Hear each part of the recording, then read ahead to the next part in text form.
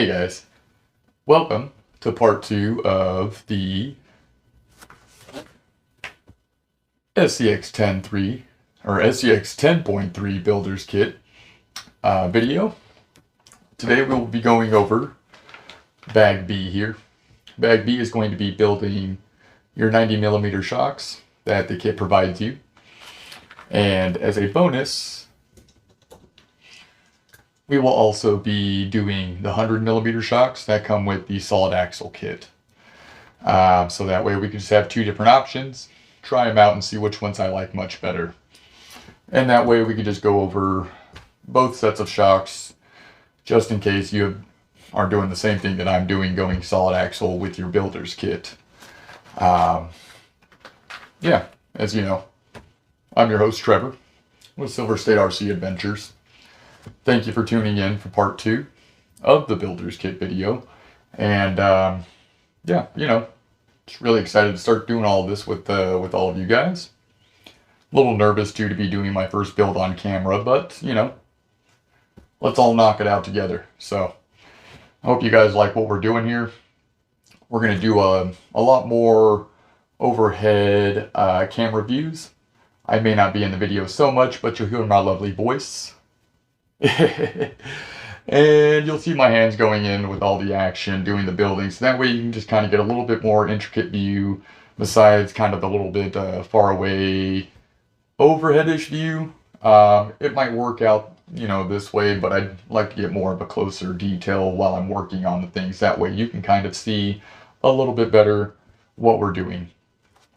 So there's not really too much to it in the instruction manual here for the B segment. Like I said, we're skipping A currently. We might do a bonus build video at the end once everything's completed and showing you how to build bag A. Still up in the air for that one.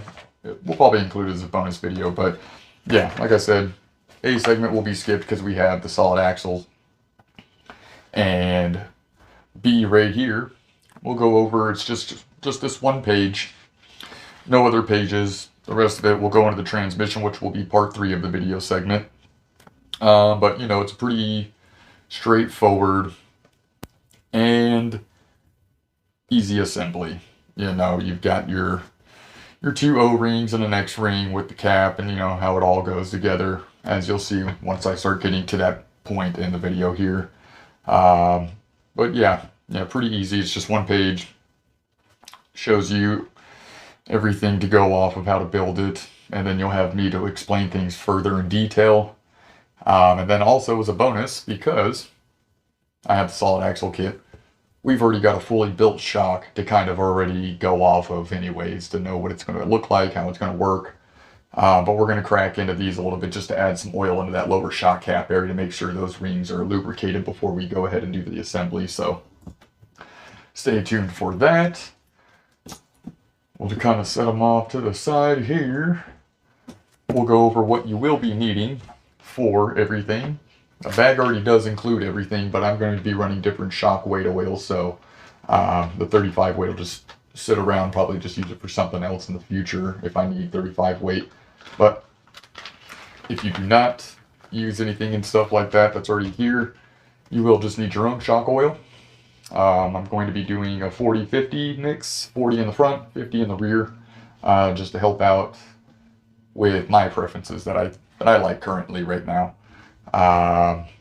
Optional can be some O-ring grease. Just put it on the O-rings before you slide them into the shock bodies. The shock oil works too as a lubricant. You can just get them all oily with the shock oil too before you slide them in, things like that. But a little bonus if you want to. And then we have some shock plier tools. I got a STRC one and a ProTech one, so either one will do, doesn't really matter. Like I said, this one's really nice because it's multi-tool. This will help punch in our rod ends, or the flange balls in the rod ends and stuff like that. So, very good multi-tool to have around too for this process. So you'll kind of just need essentially these items here: shock oil, O-ring grease, shock shaft pliers, obviously your shocks,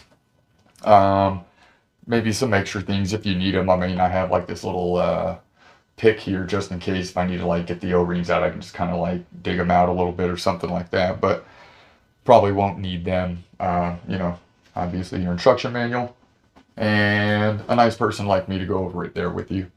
So without a bit, we'll kind of start cracking into things here. Let me just open up this bag simply, and I say simply because it'll just be a simple open that will go into further detail. But some scissors will be needed for bag B because we gotta get it open.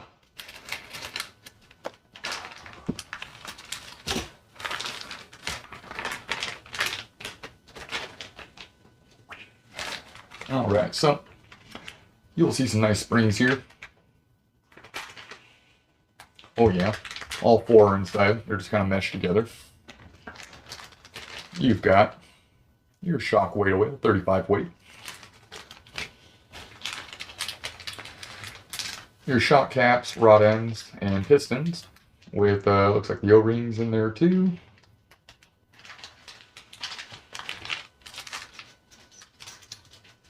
Then you're going to have the actual shock shaft, some of the hardware, the flange balls that go on the top of the shock cap up there to mount to your shock tower, some clips, E-clips or C-clips, stuff like that. But yeah, just essentially all your hardware and all the rest of the internals. This will have your shock bodies and some more O-rings in here. So that way you can fill them with oil. Yeah, so that's pretty much it for bag B like that. Pretty simple. Those will be all the items you need there. Another good thing to have is a multi-use truck stand. So not only can you just rest your truck on it, you can also set all of your shock bodies in here when you go to build your shocks. That way you can just set them all in there, fill them up, and let all the oil, the bubbles bubble out. And just, you know, while you're waiting like that, which we'll do that with these will just kind of sit there, and as they sit there and let the air out, we'll go ahead and start to build on these ones and then, you know, wrap those up all together, or, you know, we'll wrap those up while these ones are doing the same process. We'll place those in there, and then we'll finish these ones up, and then that'll give them enough time, and then we should probably be able to, you know, just wrap it all up together. So it should relatively be a short video, I think. If not, should be detailed at least. Let's go ahead and get into it. Give me one moment. We're going to get the camera view changed and let's start building some suspension, guys.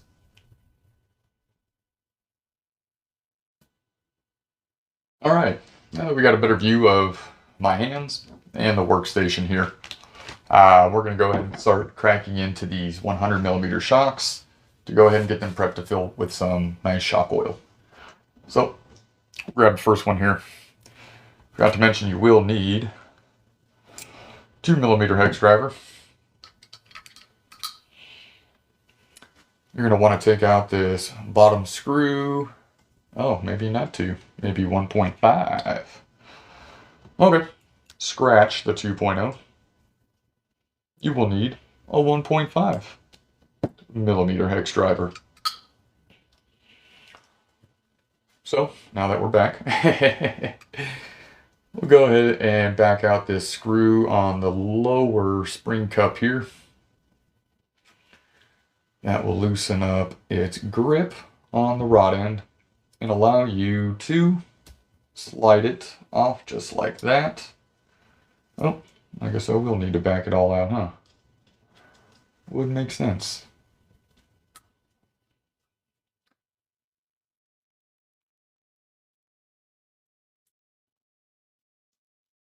And then it'll slide off just like that. You can get the spring off. Shock cap, lower shock cap with the screw, keep it over there so that way you know where it's at. Like I said, we're going to crack open this lower shock body cap here.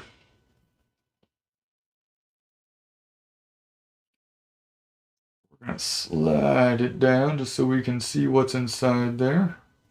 Like plastic on there, yeah. Little dry. So what we will do, like I said, body's a little oily. Make sure you have plenty of shop towels on hand because this is going to be a messy process. And by messy process, I mean very messy. The shock oil and stuff like that gets all over. It makes things fun. So, shop towels are going to be your best friend in this whole situation. Definitely. Now we got some of that there. I'll bring my little bowl over here and we'll just kind of get a little bit of oil.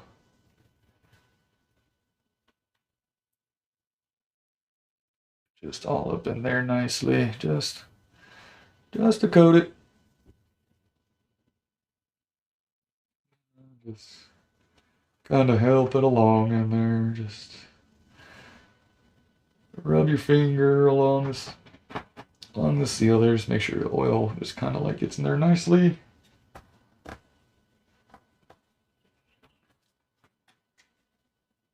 And then slowly just kind of start moving the shock shaft a little bit so you can get some of the oil down to the next one and kind of lubricate it a little bit. That way it moves nice and smooth right now.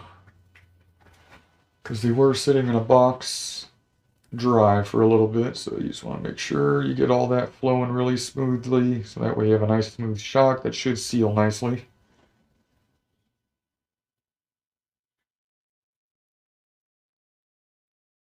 Just kind of feel it all moving nice and smoothish. What I'll do here next is kind of rest that along there. And get a little bit of this grease and just apply it on the threads.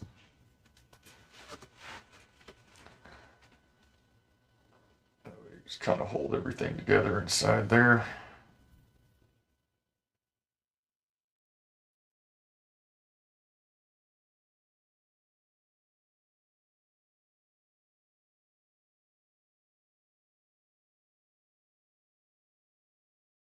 Oh, nice like that. Just get a little bit of grease on the threads. Slide this guy on down and start screwing that cap back on. Make it nice and snug. No need to over tighten it or anything crazy. Wipe off kind of some of the excess there with this nice little shop rag. Shop towel, shop towel, shop rag, shop towel. Best little towels ever. Alright, so we got that nice.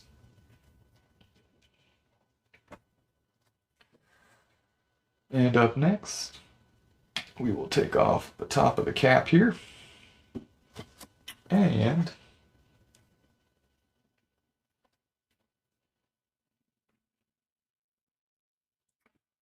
see what size this bleeder cap is. Probably 1.5 still. Get this screw on top of the bleeder cap off also because you're going to want to have that open when installing so you can let all the air escape out.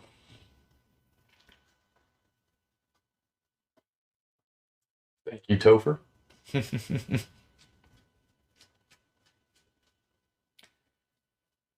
Alright, so you'll have it like that. Just make sure you keep, like I said, the screws with their kind of parts that they all go together so that way you don't lose where they're supposed to be.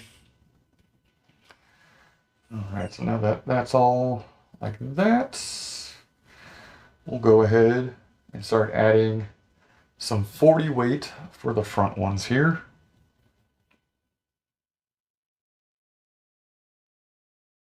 And you're going to want to fill it about, oh, well, I went too much. Went a little too fast than I expected. So don't do what I just did.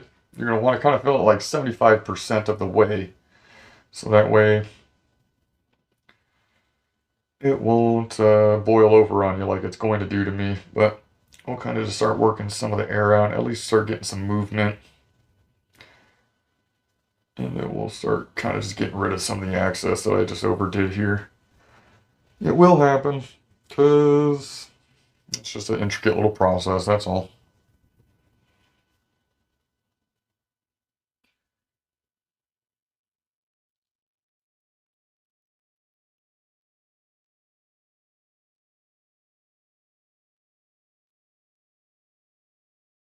Now that we do got it over, it's boiling over.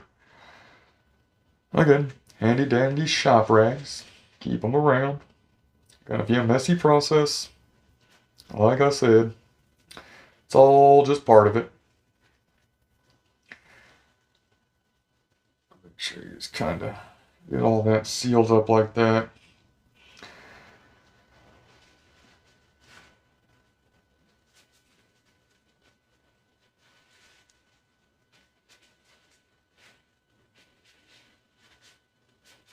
Get that all cleaned up a bit better there.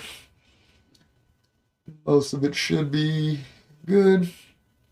We'll just kind of work it up and down a bit here, just make sure everything's all good. Make sure the levels are right. Looks like that thing pokes up way over the top, so you don't want to fully ring it up all the way. You just want to see the piston come up to about the top. You just sit here and just work all the air bubbles out. Make sure you have the right amount of fluid in there too, because when it gets to the top, you're going to want it to be about flush with the shock body. Maybe just like a little bit boil over. You just kind of sit here for a moment. You just work them. That'll help get all the air out. If you go too much up, it will trap more air in there, so be careful of that.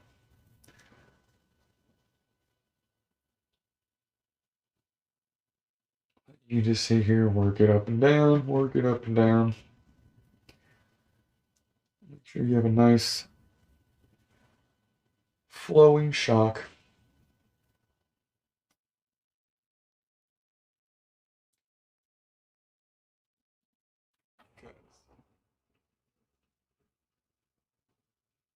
Right here at the bottom of the, lower spring cup. Gonna be a little bit of space, so it's not going to allow that to fully compress like it will right now. So you just want to do it enough. Just like this. That should be good. Because like I said, they'll just be going on the shock tower. You leave them fully decompressed. They'll sit over there along there like that. And just like that. I don't know if that's in view, but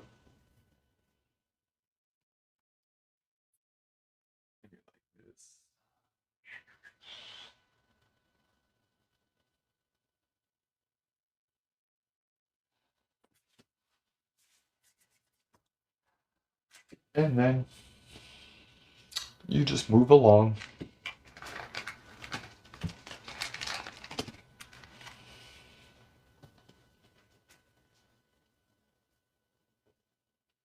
I know I just keep them organized in your own little fashion. But yeah, pretty simple. Pretty simple process.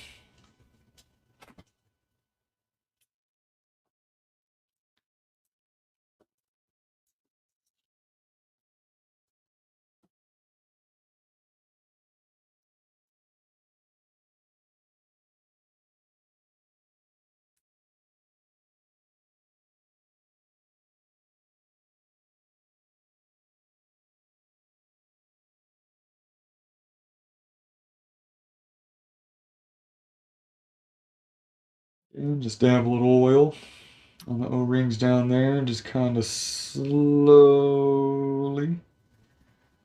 move it downwards. Maybe a little spinny motion with the two, so that way it can just coat everything as it's going in. And just slowly start lubricating. Don't want to like really force the movement too much because you don't want to mess up your O-rings. They are a vital part to your suspension.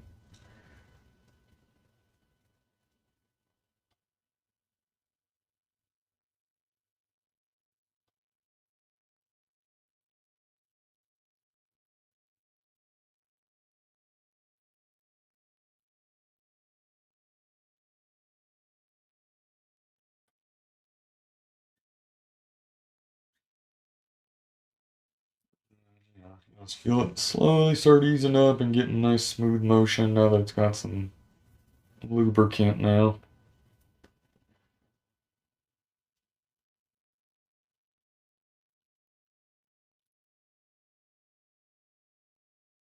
And then again, just to help some of the thread seal, put a little bit of this grease along the threads. Just a little bit. Don't need much.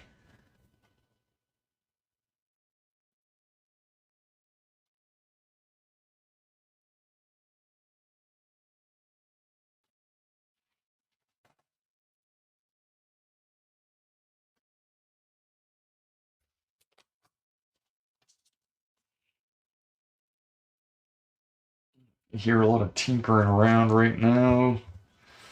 It's my two cats who never do anything until I try to start do something when they want to mess around. So Snickle Fritz and Nikita are in here causing havoc. They might even try and jump around up here. You'll see them probably. Good old Snickle Fritz and Nikita. Right, then we'll get the top cap off, get it ready for some shock weight oil. Or shock fluid, shock weight oil, whatever. I say weird things.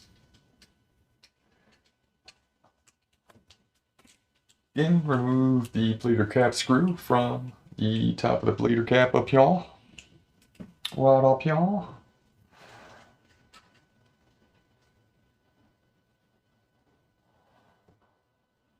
Grab your shock.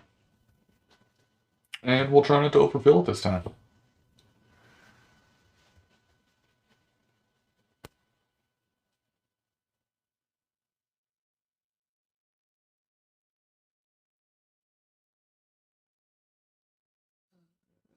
Good.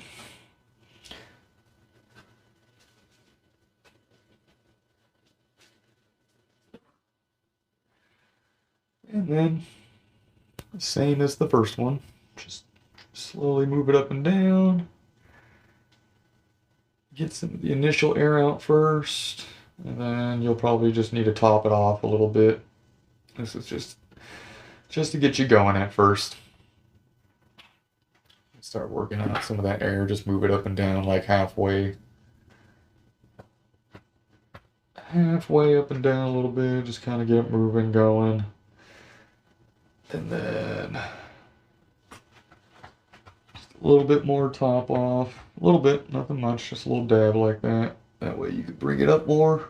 And once that piston starts to reach the top of the fluid level, to reach flush with the shock shaft there.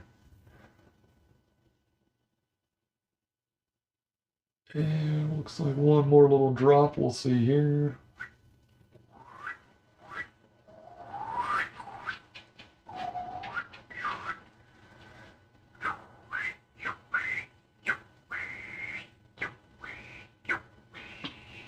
Oh yeah, look at that.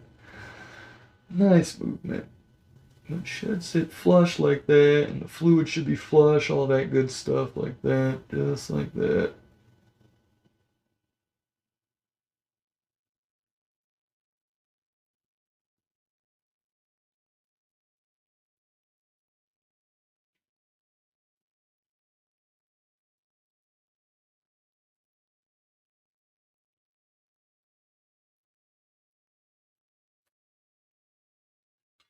And then you can set it in the shock shaft. I just kind of want to go over the first one, make sure it's copacetic.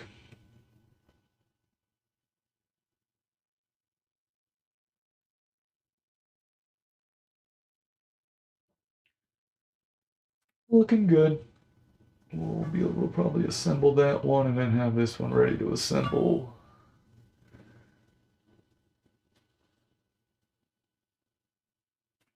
Put another little dab.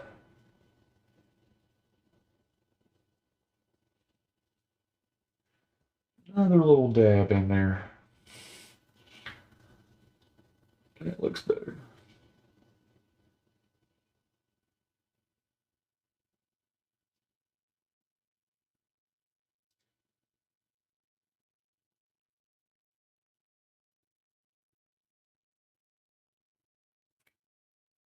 Very good, very good. Looks good, looks good. So, pretty simple process so far to building your shocks on your SCX10.3 kit. They're great quality shocks, as you can see. I like them. I think they might become my new favorite stock shocks. Sorry, take a little swig of water there, but yeah, very easy. It's got these nice yellow springs. These are supposed to be like a more softer, so these should be cool for like trail runs or something, you know. Very, very soft spring compared to these ones that come with the 90s. They look like a green and a red combo. So, yeah, very nice. Very nice. Let's check this first one here of the 40 weight fronts. See how it looks? It looks very smooth. Looks good. Don't see any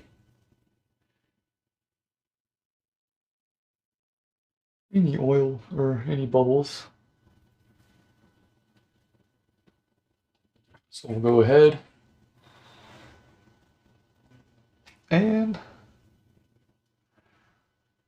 screw on the shock cap here. Make sure it's all nice and good.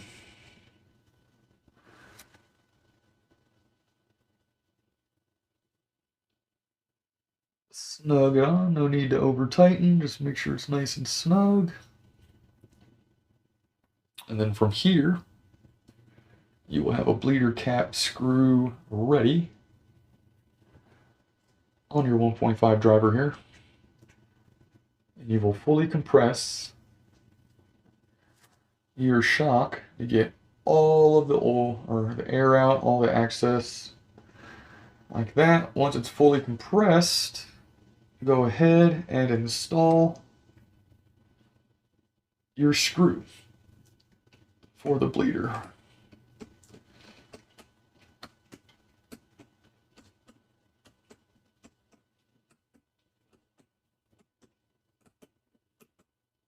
Again, just make sure it's snug. It's plastic, no need to over tighten it. It should seal good. And just check your shock. Should have a nice fluid motion. It seems like there's a bit of binding still.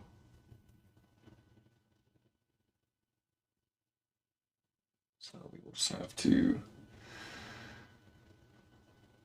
give it some slight pressure as we're going to unscrew this cap, the bleeder screw again. If you do it open, it's going to allow air in, so you just want to make sure you're applying pressure in a downward manner on it as you're taking this out.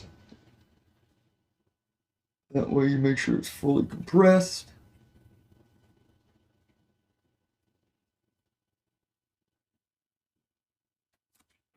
Fully compressed. Reinstall it. Just might have had some air trapped in it, so that's okay.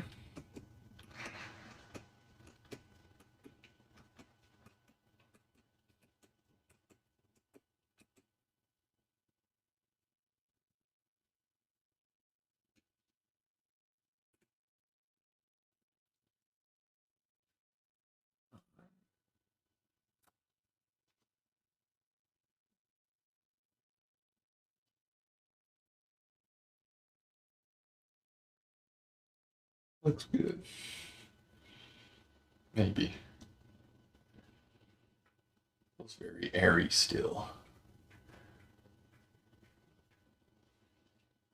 I wonder if I have too much fluid.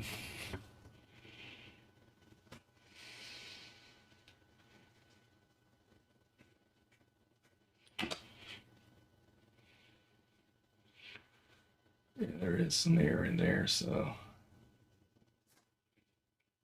go over a little bit more, get all that out. Those air bubbles pop.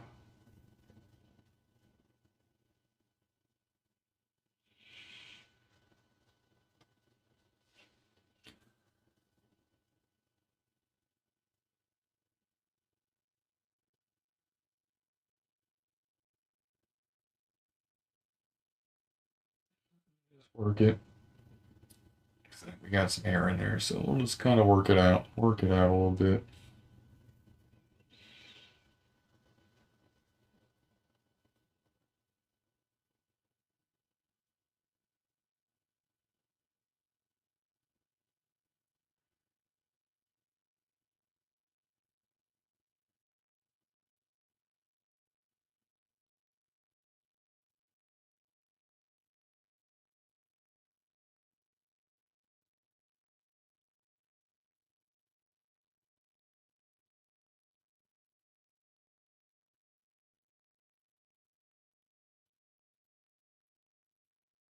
Yep, just keep working it out.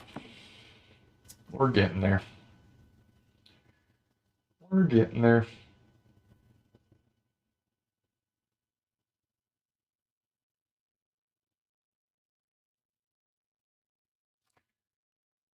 Let that one rest for a little bit.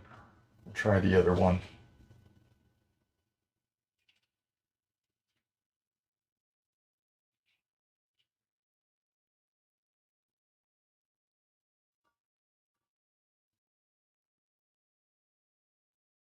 Looks good.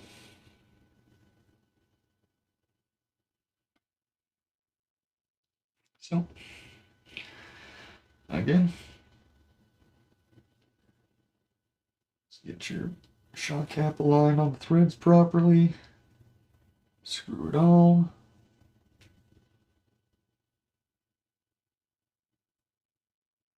Nice and snug.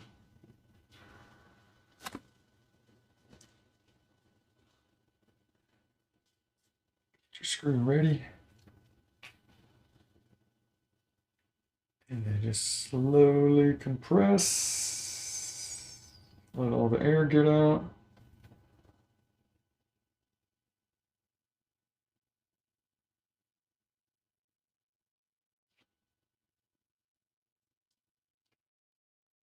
And then install the screw.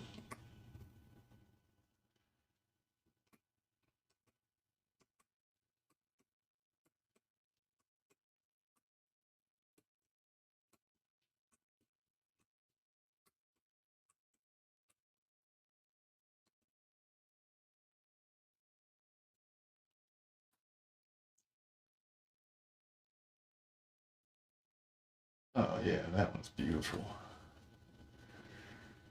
So it should press all the way up. Press all the way down. Should just have a nice fluid motion. And that's it. Because the spring will be in control of the rebound. This was just how fast your rebound is determined by your shock weight oil. Yeah, it's feeling good.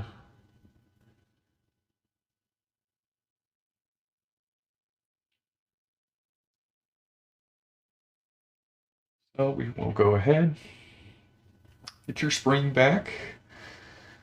I'll always put the color on the top, just because that's the way I am. Make sure your shock is fully decompressed. That way you can get that lower shock cap on. Slide it down there. Put the spring on, get a little compression up against that lower spring cap, or spring cup. And then apply that screw right there. That'll hold it on so that way it doesn't pop off on the trails. Nice little feature.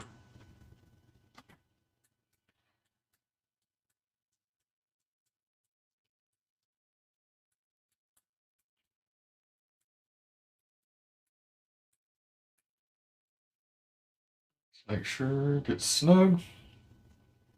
Don't need to over tighten. And then we'll just kind of leave the preload how it is. That way it's just perfect, right at the length of the spring. It should give it some nice movement there. Should be.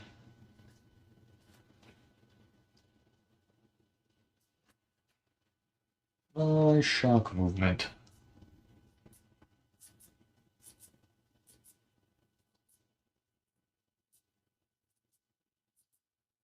Still nice and smooth and should spring really nicely on the trail.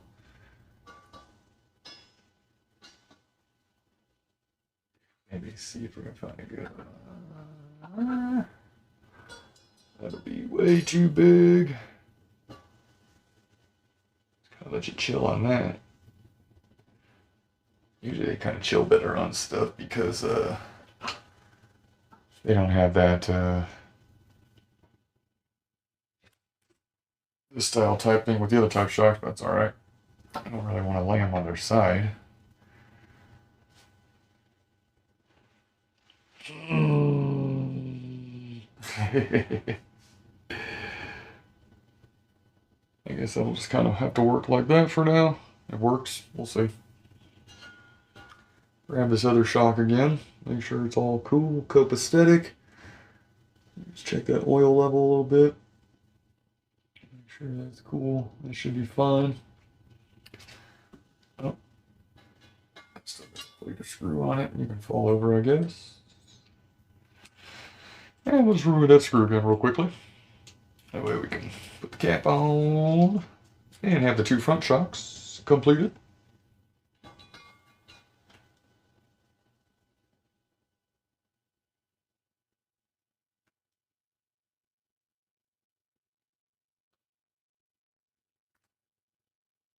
Alright, so again, slowly compress them and keep that down. Just kind of keep it held down, pressed for a little bit, make sure it's just releasing all the air. Give it all a second, kind of work itself out here.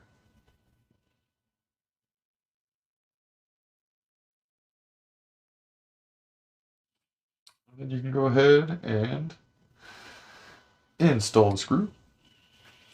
And hopefully it should operate just like that front one now. The other one we just did for the front.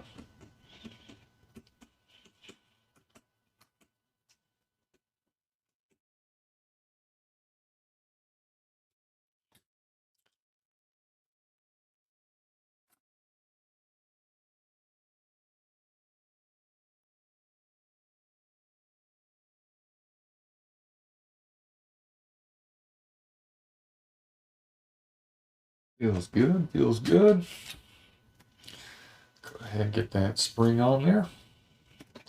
Lower shock cap on down here. Lower shock cap. Little spring for compression to keep it on. These screw to tighten it. Keep that lower cap secured to the rod end.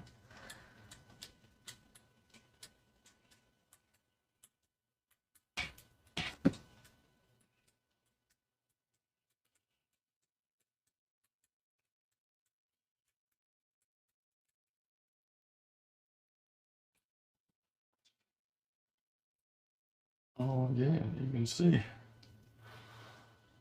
Nice good shock operation there. From both of the front ones. Make sure they kind of just feel the same.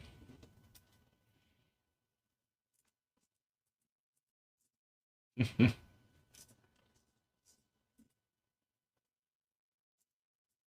feel good. They feel about the same both sides.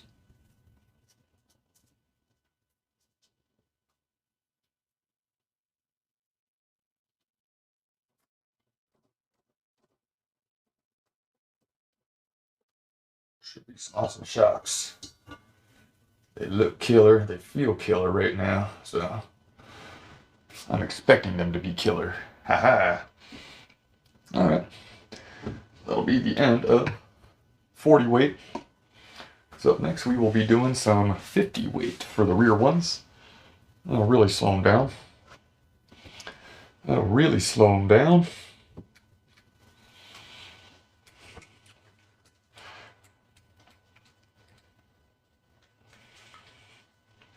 I just like having a very slow, predictable, reactive suspension. 35 weight's not bad. I did try some 15 weight before, and boy, that was fast. So, same process. as the other two. Get all that stuff off there. Go over the bottom down here, just get it all lubricated, ready for success. A little 50 weight action going into there.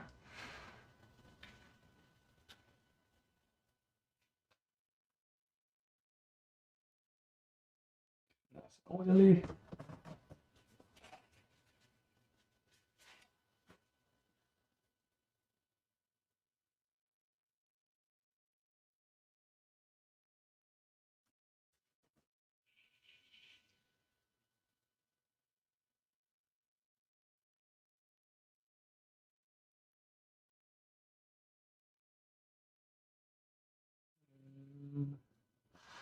It's working in there nicely. This one's taking it that much better than the last one did, so that's good.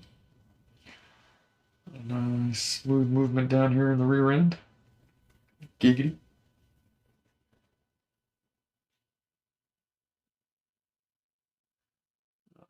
That's all nice. Clean it up a little bit. Get ready for some of that grease on the threads.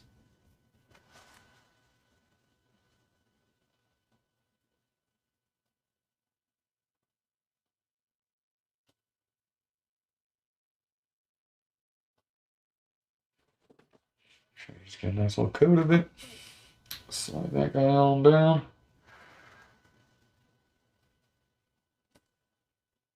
Screw it on. Snug, not over tightened or anything. You don't want to mess up the O-rings.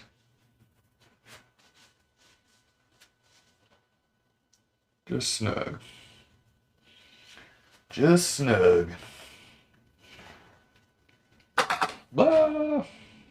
Top cap is off. Same thing. Go ahead and pour your desired shock weight oil. Again, 50 weight for the rear end in this truck. Slowly watch it. You want to get it about 3/4 of the way up, like I've said.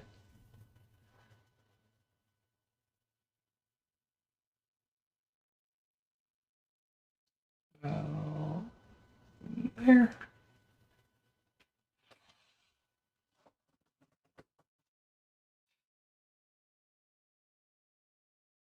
And slowly just kind of work it. A little spinny motion.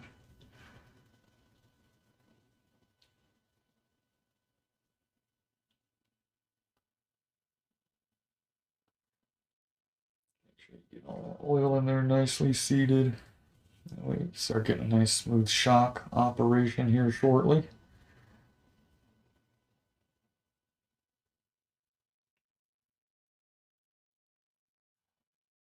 You can just feel how much more thick that 50 weight is to the 40 sliding through here.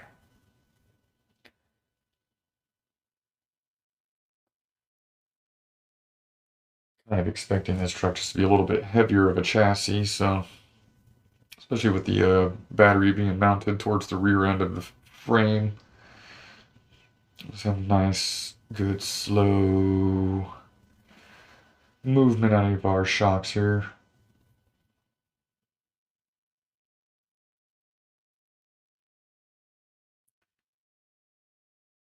So, you just work it up and down, get some movement. Some air bubbles get pressed up to the top, so that way you can put it on your shock stand to have gravity do the rest.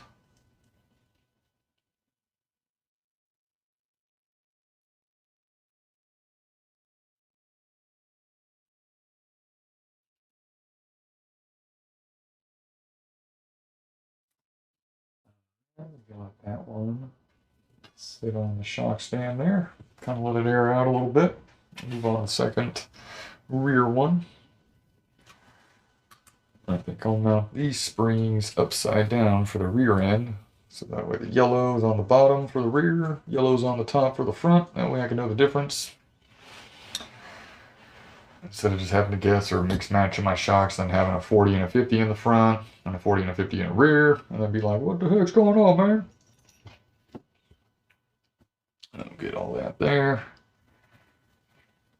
Again, Start on the lower end. Giggity. Get a little bit of that oil on there. Those O-rings a little bit.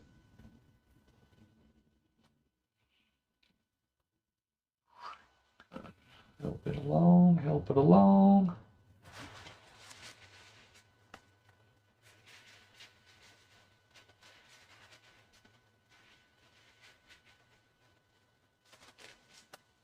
And then slowly just kind of work it.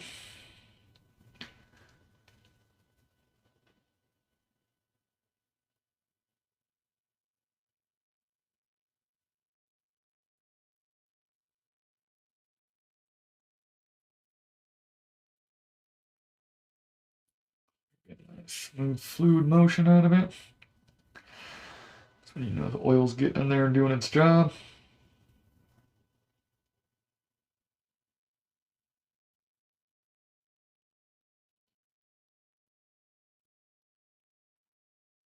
A little grease on the threads again.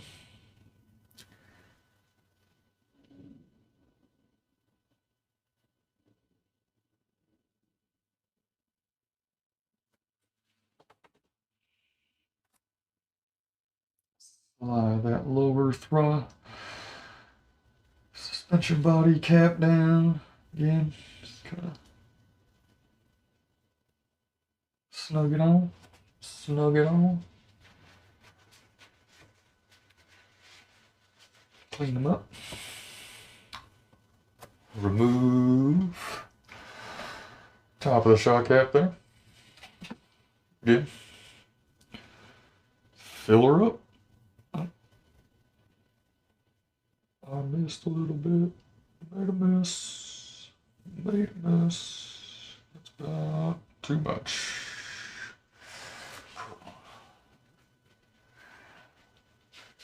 Mess up a little bit. Messy me, messy me. I know, I know. Not a professional. Not a professional, folks. Just semi-oriented. I'm capable. Work it. It's actually moving pretty good already. Nice. Get all that air worked out.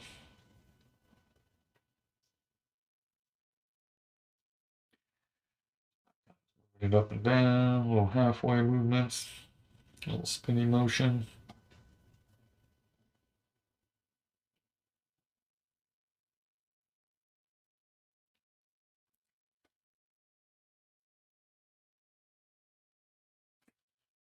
Looks like this one needs some more.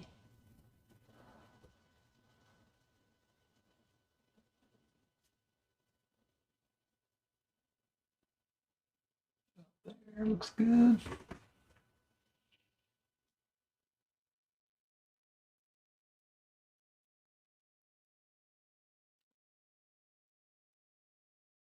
Move this, make sure the fluid is just like flush with the top a little bit, kind of a little bulge upwards from it, but that's about all you want.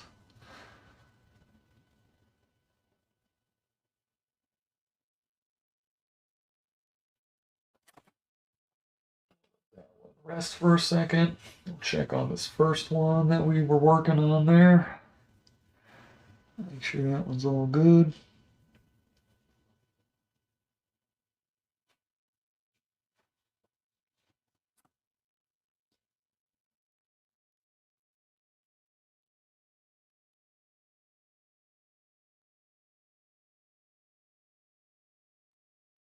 That one's looking good. So, go ahead, set them back over there real quick.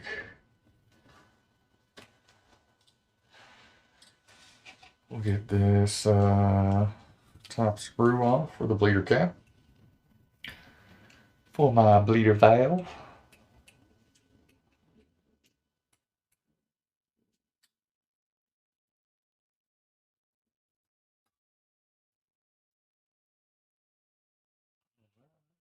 So, you get the cap on, line it up correctly. I always kind of do like a reverse spin and then it'll usually find itself so you can just snug it on pretty easily. Again, snug, not tight. Slowly compress down. And just kind of wait a moment here, let the air work itself out that bleeder valve right there.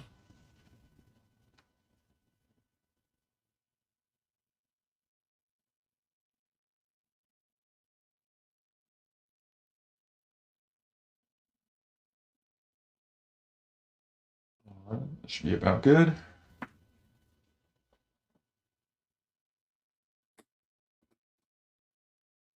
Start installing the screw for the bleeder cap.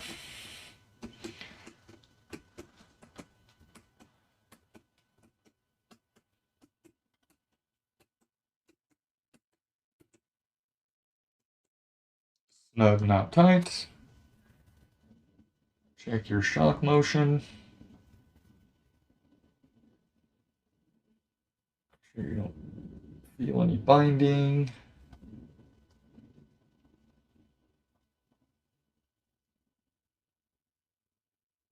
Feels good. Feels good. Yellow dot on the bottom for the rear.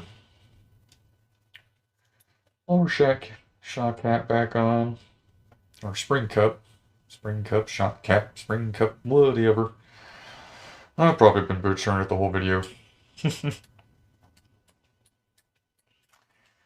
And we'll just install that screw to tighten the lower spring cup on.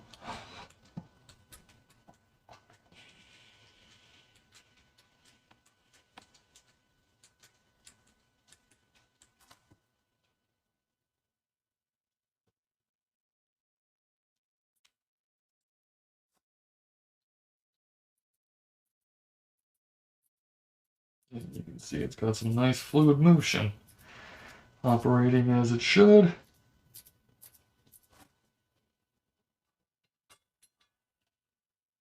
Let's go hang out with the rest of his finished homies over here. Check out this one. See how that's looking?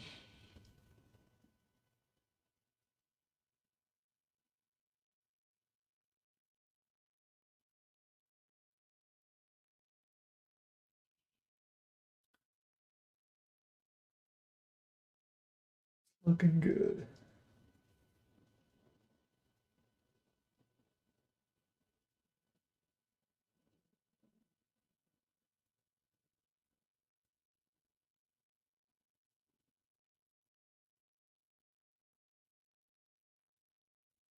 Yep, looking good. We'll go ahead. Set it back 1 second. Take that screw off. The bleeder cap up here.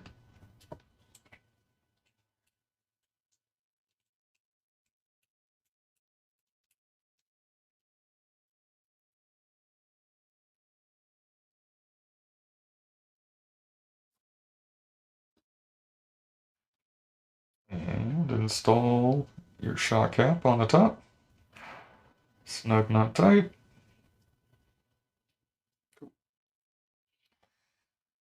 A nice slow compression down. And hold and pause. Let the air work itself out.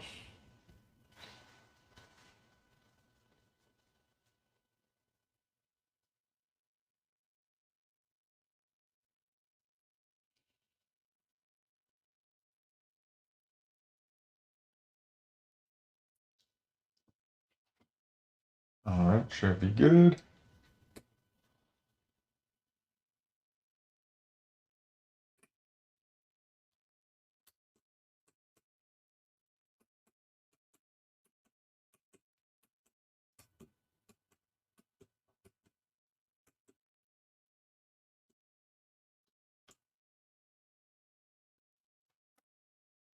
You got your shock motion. Make sure there's no binding, no pulling in either direction, or like, fighting when it goes up. This feels really good.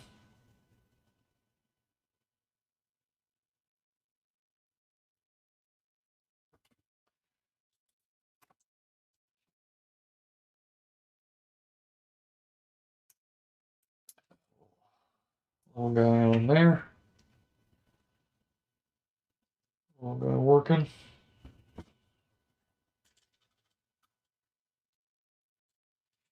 And start the tightening process. And this will be our fourth and last 100mm shock. That is supplied with the solid axle kit, which I might run just because I'm a trail guy. Trail guys like cool things, so oh yeah, that's nice. Nice fluid shocks. I'm loving these shocks, honestly. Great job, Axial. Great job, Axial. I didn't expect less from you guys anyways.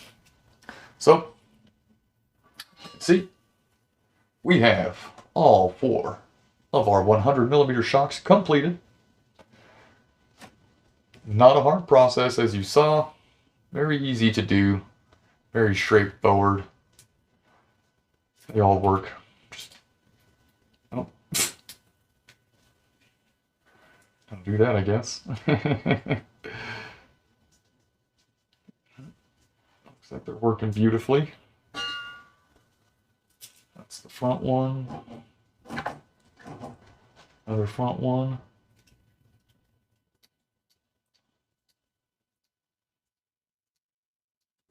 Working great. Oh, great. That one fell. Rear one. 50 weight all up in those ones.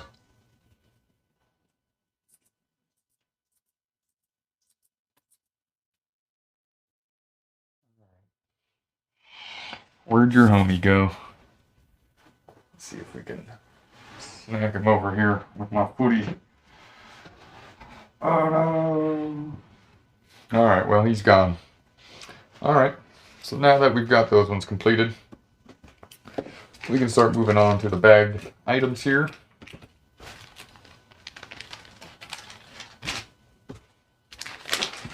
No, but the number's shown at least, right? Or the letter's shown, right? Okay. And we'll start getting these 90mm shocks built here shortly. So, I hope you guys like what I did here with the 100s. I hope that was kind of straightforward, easy, simple process for you to follow. I know it's probably a little lengthy, but, you know, this is real-time stuff going on, so work with me here. We'll go ahead and get these going here.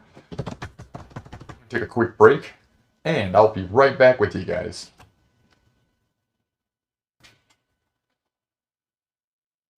Okay, so now we are ready for the assembly of the shocks here. We'll go ahead and start opening the bags. We'll get our instruction manual opened up to the B section here. And kind of have it ready. Do it like that. Have a little bit more ease of access. I don't know. I might have to put it over here where the tools are at. Maybe have to do a little moving around like that so I can have a better view.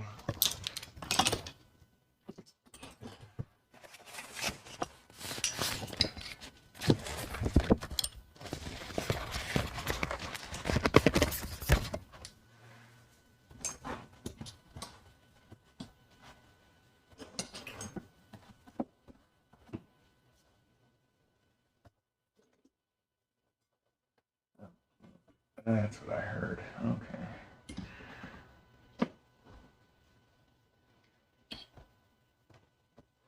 We got everything a little organized here. Just kind of. Start opening up the baggies here. And then we'll start building the shocks. Start off, we're getting, actually, we'll start with B1. B1 duh. Makes sense to start with the right number of the B's. B1 bomber.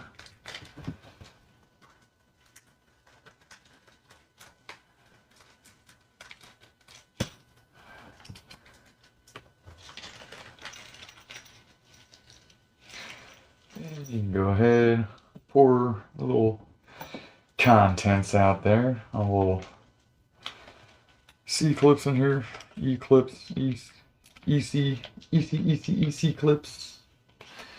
However you want to refer to them. I think they're listed as E clips. Yeah, E clips, E2 clips, whatever. whatever. So we're going to just have the clips on the little baggie there like that. Gonna have all your little shock shafts. And shock standoffs. Your unipoles for the rod ends. And the hardware for your lower spring cups and your bleeder cap. That'd be the contents of that. So let's go ahead and get into another bag here so we can grab what looks to be, we'll need the piston, so then that way we can put the E-clips on. Let's see where the pistons are at.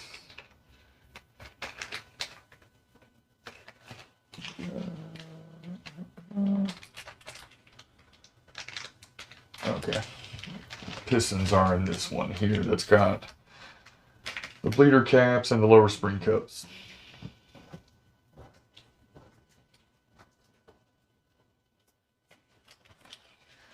Go ahead and pour those contents out there.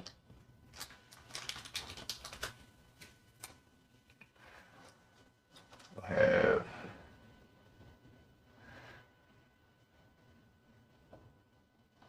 those. You'll have those. Right now, we're going to go after these pistons. Go ahead and start getting these all together. And just for fun, I just want to do this now, but let's go ahead. I'll show you how this tool works. You just grab your flange ball, uniball, tighten the jigger, grab your rod end, and it will look all nice like that. Give a little pressure, and it pops it in. Nice and neat and easy. Like this tool. So again, you just kind of just get it ready. Put it on the little doodly dad that's designed to hold it. Pop. Such a satisfying feeling. Such a satisfying feeling.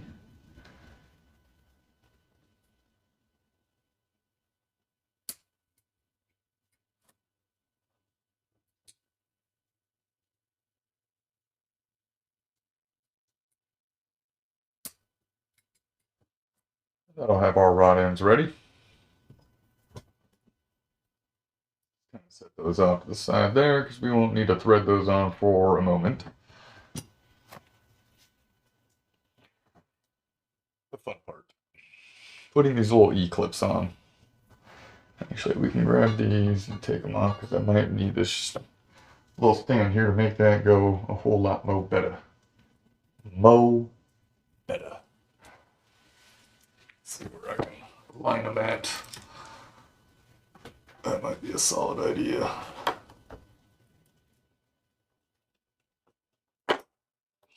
Yeah. Alright. Got those out the way with. I might kind of just use this to like press those E-clips on. Sometimes they're a pain. We'll go ahead and get one lined up. In the groove on the shock shaft there. And we'll see if we can just use some good old-fashioned force to apply it on. Yeah, it's going to be difficult. It's just the way it is.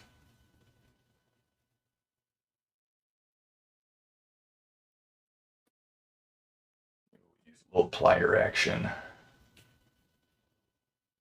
Get it started. Yeah. I'm terrible with this part, so bear with me. I'm trying to clip these on. There we go. Get one of the pistons ready. Let's see if there's any type of differences if they go on a certain manner.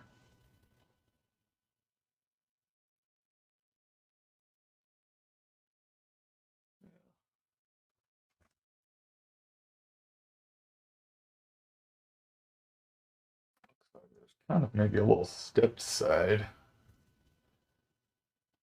That's that. It looks like it's showing it to go face downwards like that. So get your little piston on, grab another E-clip, line it with that little channel there. And this will be a really fun one because there's not really much room to work with once the piston's on. We'll use some needle nose and try and just get it to go on there nicely, hopefully, easily. A little pain sometimes.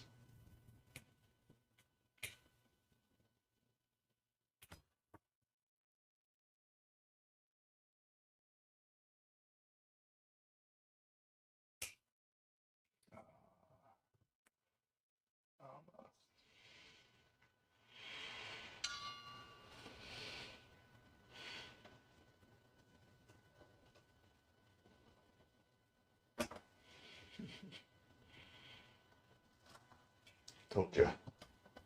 Lots of fun. Lots of fun putting these E-clips on. There we go. Looks good.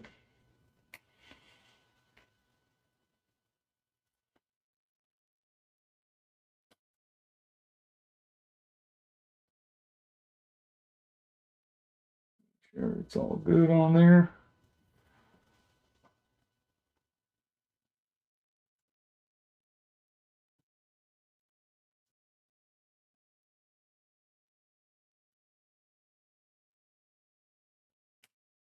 Yep, looks good.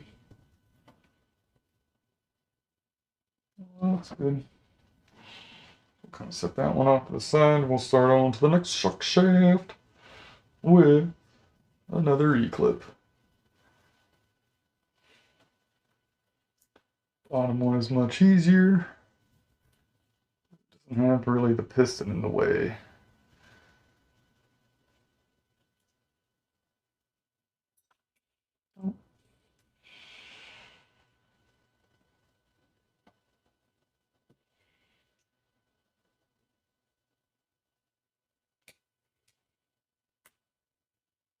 Ta-da.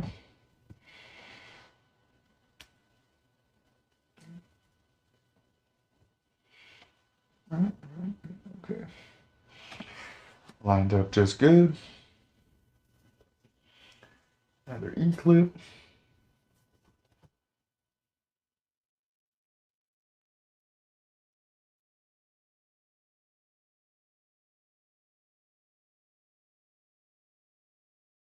It's lined up accordingly.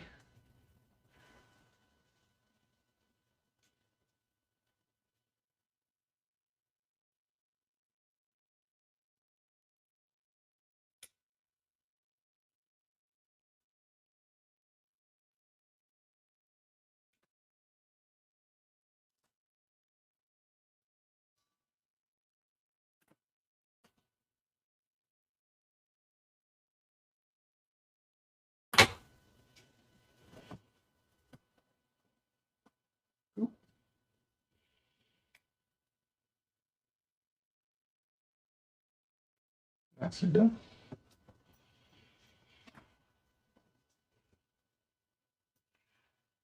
Yeah, it's just a little tedious process with these E-clips, so, you know, just take your time.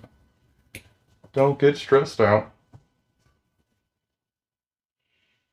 They are a little fun to put together.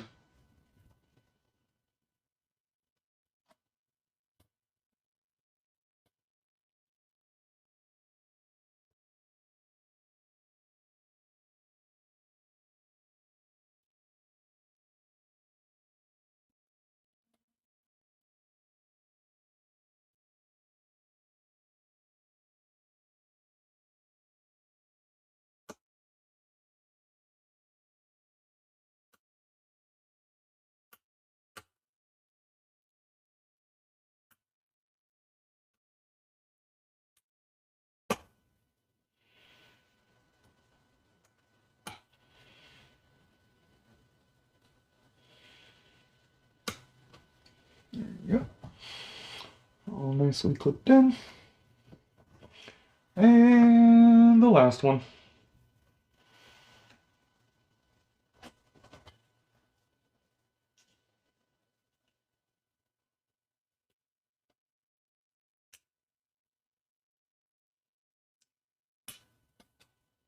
Oh, wow. Alright, that's going to be fun. That just shot off.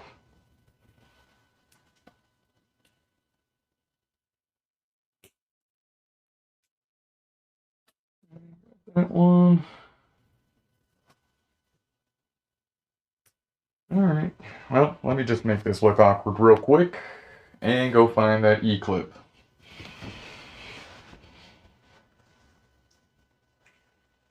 Alright, sorry about that little pause. Well, I had to go find the E-clip that ran away from us. Couldn't find it, so went into my stash and found an E-clip. I hope it's comparable in size. As long as it clips on and does its job. That's all I want.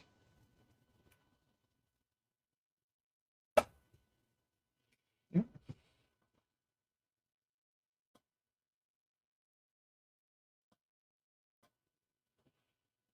Sure it's good.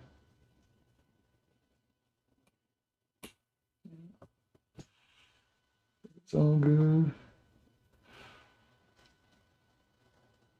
Looks a little bit bigger. And it's kind of covering some of the piston holes. Darn it. Probably have to knock it off.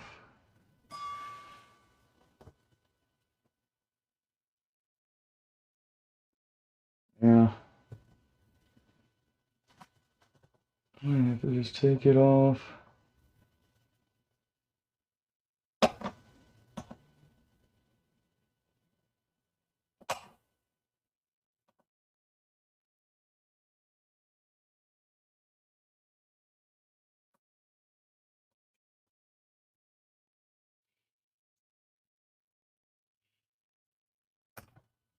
There we go.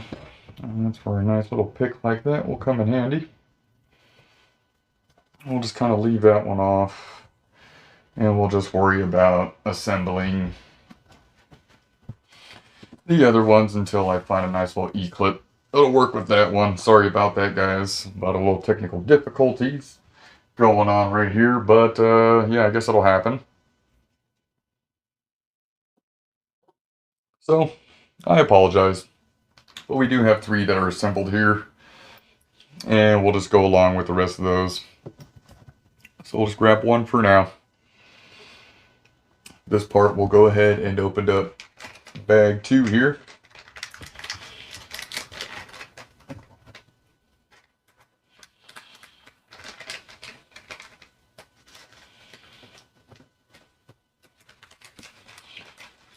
Pour out some of the contents. We'll just grab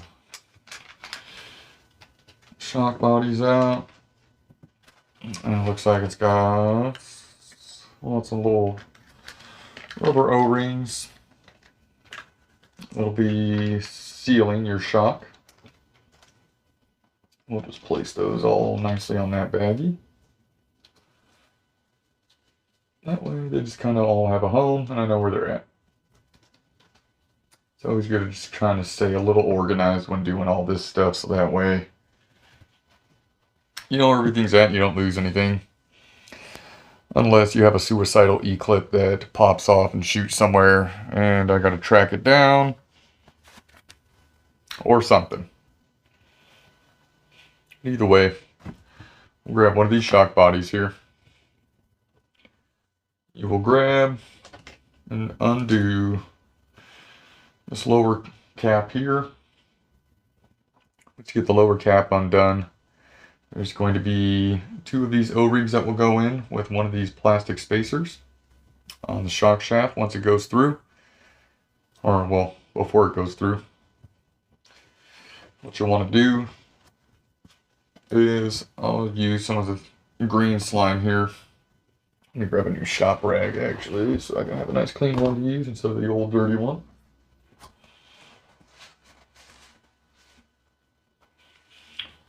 and we'll grab one of the O-rings. And we'll just kind of get it coated.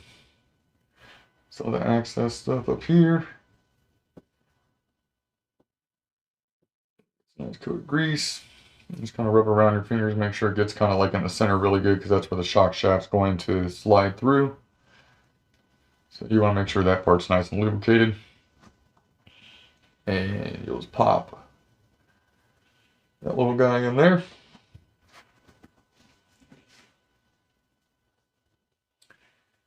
Kind of help start it in.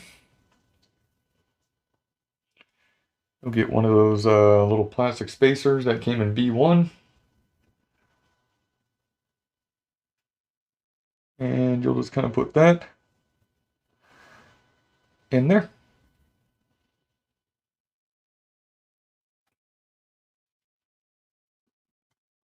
Then we'll grab one more O-ring here. Try, a little bit of access in the cap there, so I'll just kind of drive it around in there. And just get coated in some nice green slime. Just get a little dab of a little more. Make sure it's, just get it nicely coated. Make sure the center's got some in there. And press it in, just make sure they're all nicely pressed in.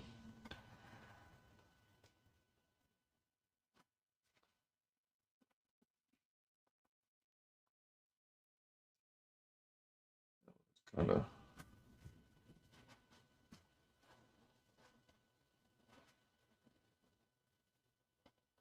pull this guy out one moment here, slow motion.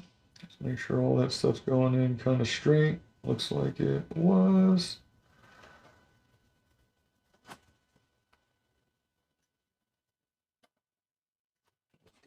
Back in, it's a little pressure, make sure you get all that stuff nice and flattened out in there. Once you get that done portion-wise right there, you can go ahead and put this cap back on. And like I do, I just put a little grease or some of this green slime and grease stuff here. And apply it on the threads. That way it just helps the threads seal a little bit better.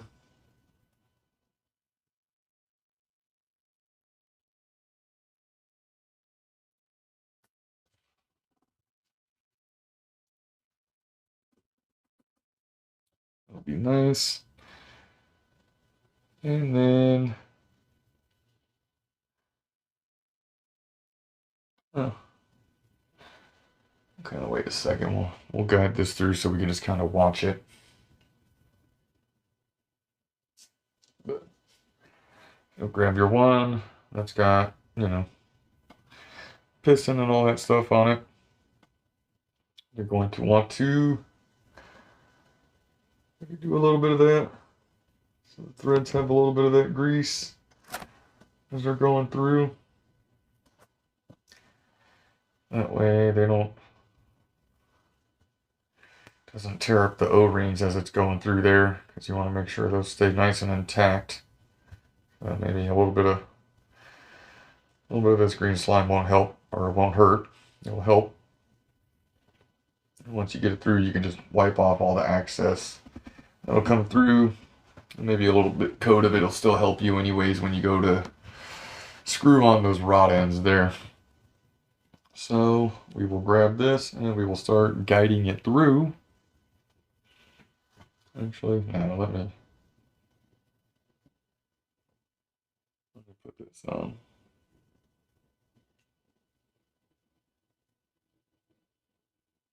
Remember, just snug, not tight.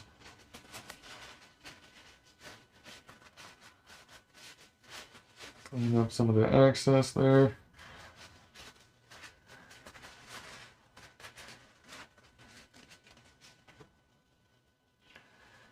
Grab shock shaft. And you'll start guiding it through. Like I said, this is a very Very careful process. Don't push too hard. You don't want the threads to pinch those O-rings and mess them up. And then you have a leaky shock. Nobody likes a leaky shock.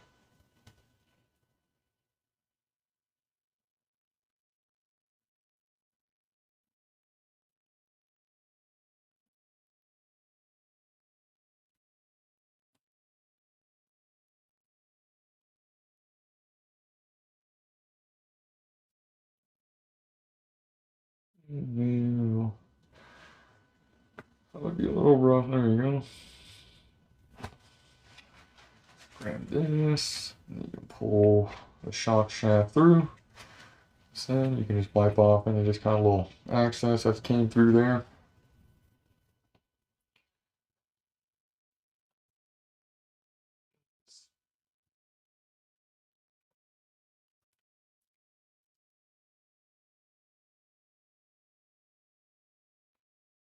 Undo the lower shock cap again, just kind of make sure everything's all nice in there.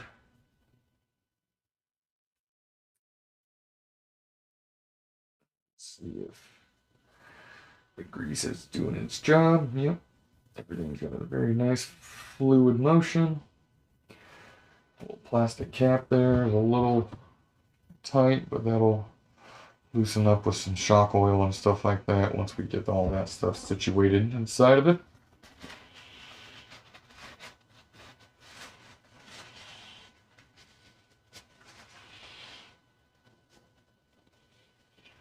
Next, we can now install a lower rod end on this. This is where you will need the shock shaft plier tool again. For this one, I'll just use these nice STRC ones that I've got. And you'll want to just find the proper hole for it. And that way it doesn't damage your shock shaft. It doesn't, cut it up, scrape it. And that way you don't have to worry about a leaky shock from that when it's going through the O-ring. It doesn't like rupture that or anything either. So you'll just kind of place it like that. You'll want to do it just a little bit lower at the bottom there. And that way if anything does happen to it, it's just at the bottom of the shock shaft. And it's not too close to most of the travel that it will see, hopefully. We'll see. I don't know. And if it does happen, you just got to rebuild your shock again. So don't worry about it. It's not hard. You've seen it. It's easy. Grab one of these rod ends here. And we can just start working it on. It is brand new plastic.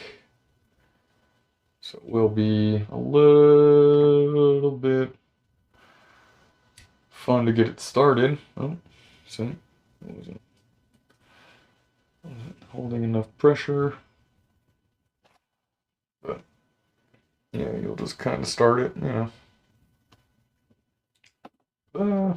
It'll be a fun little process. You can have a tap to, I think it said like a 2.5 or I think it was 3mm tap, but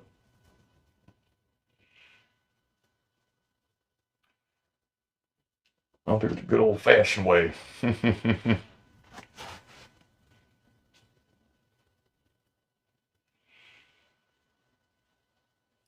Just trying to work it on.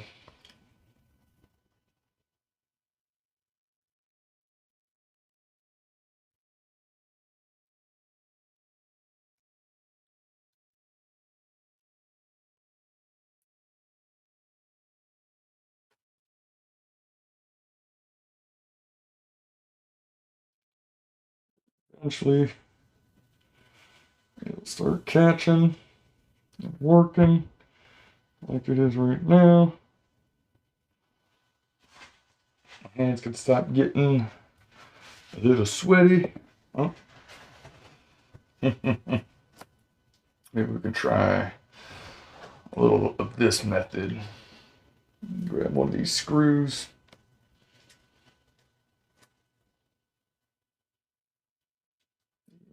I like try and start it like that with one of these little tinier screws.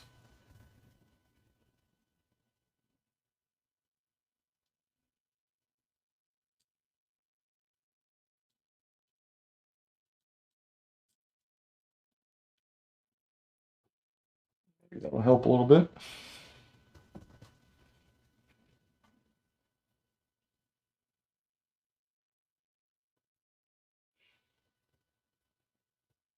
Which I think it did. I think that did the trick.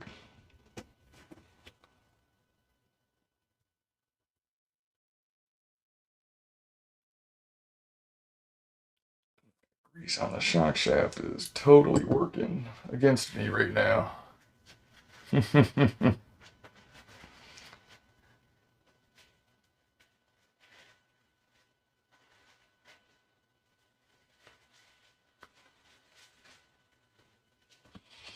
I'll just clean all that off a little bit. That way I can have a non-greasy surface to grip.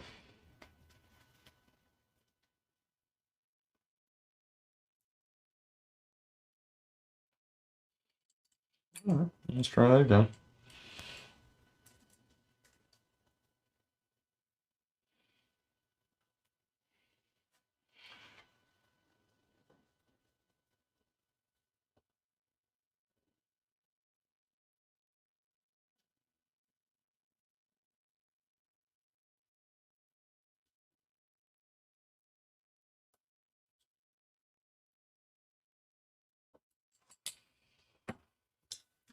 These Protect ones got a little better grip.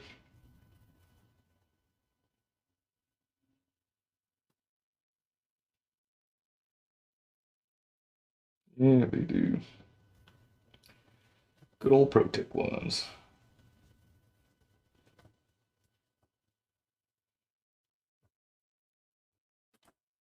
Just gonna screw that in. It'll get a little tight. This is just the right size, usually for me. And then we can just kind of finish off the threading. We'll do it slowly. Because it's in.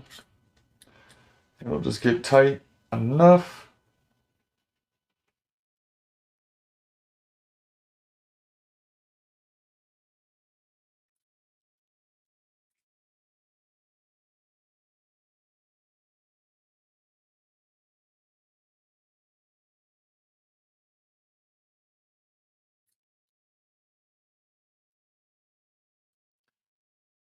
Check it with your fingers. It should just kind of stop. That'll be it. Make sure your shock shaft's all good because your tool worked right? There you go. Got your rod end on, assembled. And now we can move on to the next part. Next part's going to be putting on, let's see here. Looks like this little O-ring will go inside the cap, maybe? Yeah, I think it'll go inside the cap first. It'll go all the way down nicely in there, somewhat. Might use this just to help a little bit.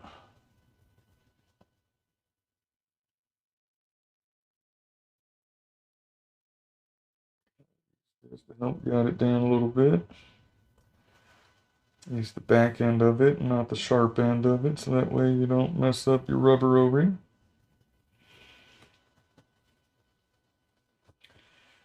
Finger might work a little better on that part. Pinky. Good pinky. Oh yeah, pinky's perfect.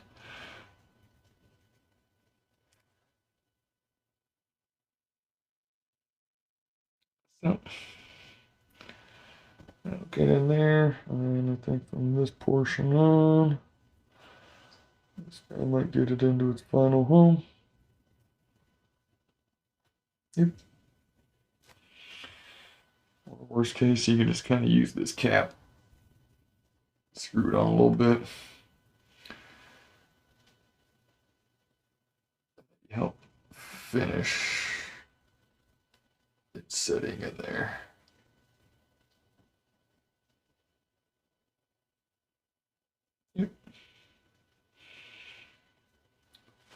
seated nicely inside there.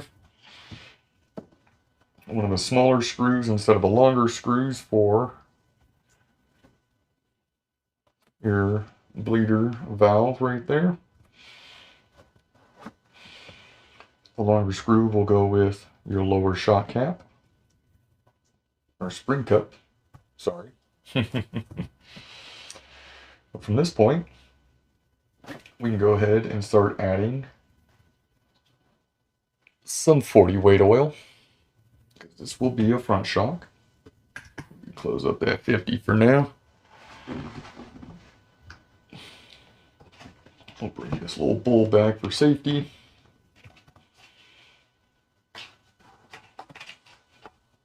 And we'll fill it up.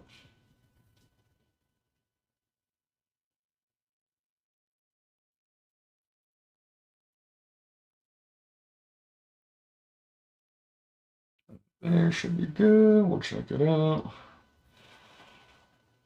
Slowly get everything moving.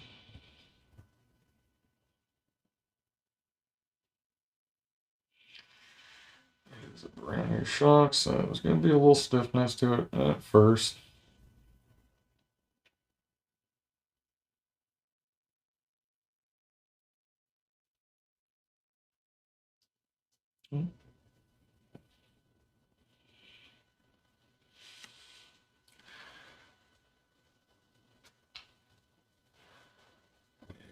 You don't want to fully compress it because the way it goes up, but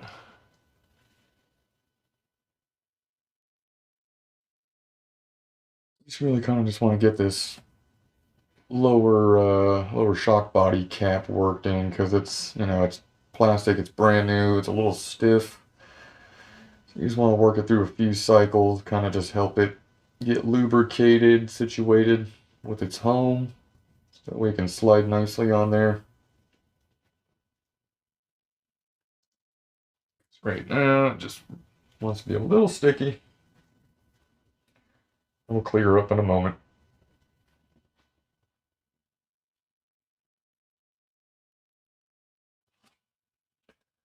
Let's see where the fluid levels are at.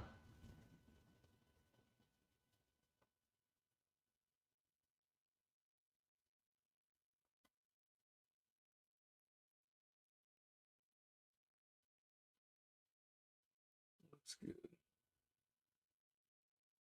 But you can see if you fully compress it, the piston will pop out and you'll start getting some air bubbles, so don't do that. I'll just show you for example on the video. So I leave kind of just like a little bit of finger right there, what would be for the lower spring cup. And I'll just let it go up and down in between that little motion there. Kind of work out some of the air bubbles that'll be in the system.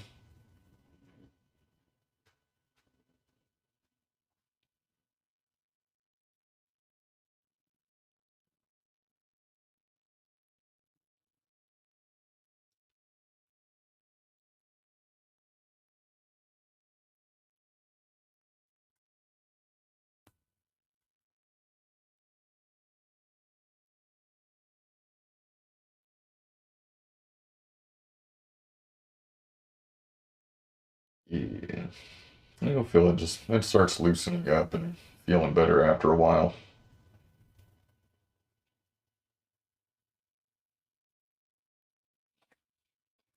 Check the fluid level, maybe add about a drop.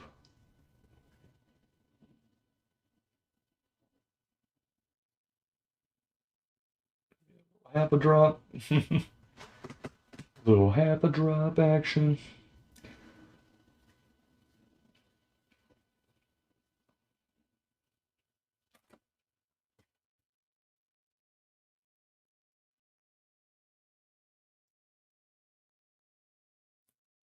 Yeah, looks much better.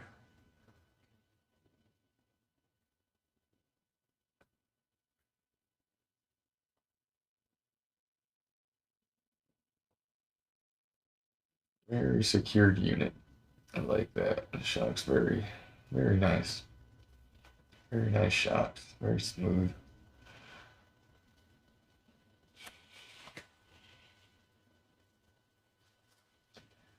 And we'll kind of just let that one settle for a little bit. And grab another one of these. Another one of these. Get him greased up a little bit.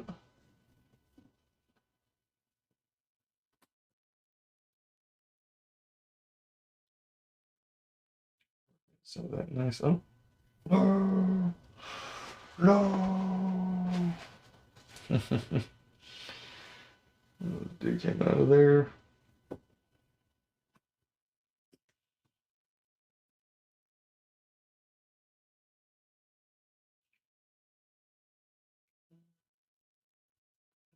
Right in there. Started.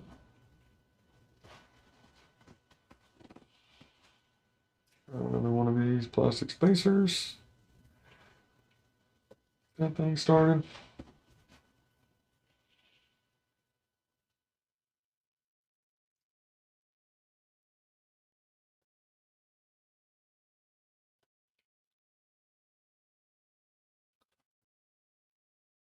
Grab another one.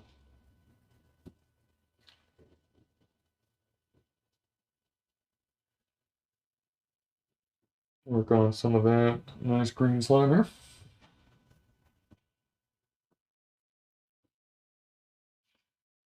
That's coated. Then you'll apply him on top of that plastic spacer that's in there.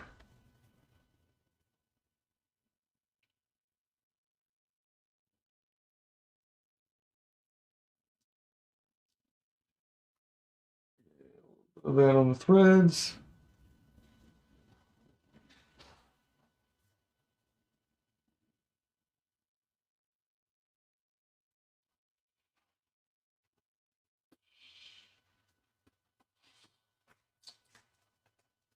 And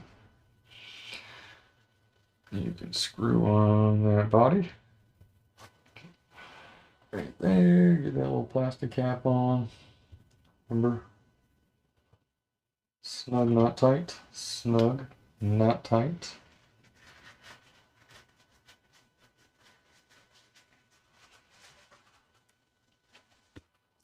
Grab another shock shaft. Open it with some green slime.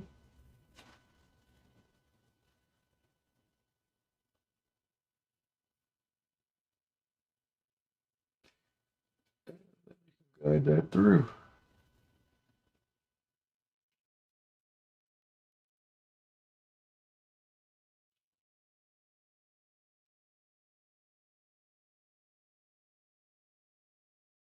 Very, very gently.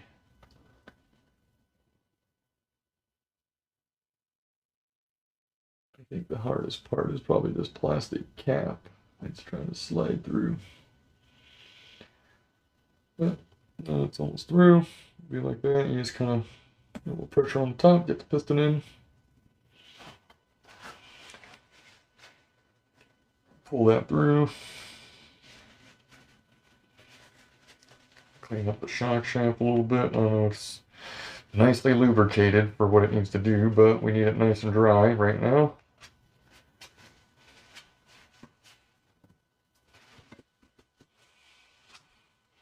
Grab the Protect shock shaft tool.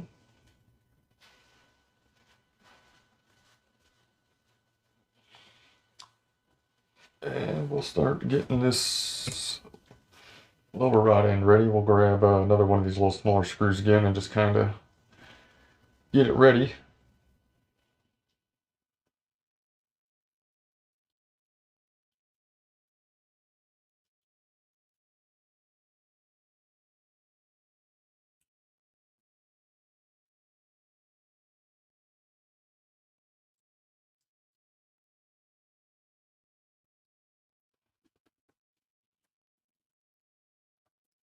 Traction going.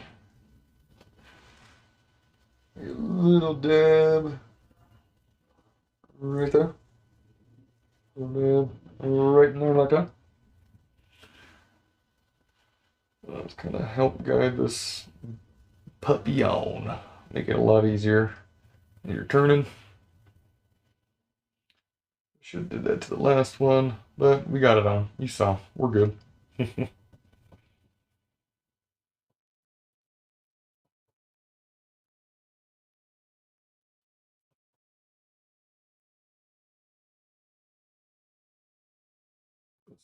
work it. Gonna be a bit of pressure applying, but eventually start gaining traction. Make sure it's screwing on straight though.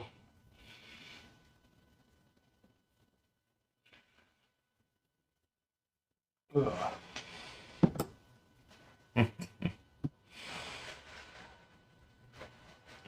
start working it on.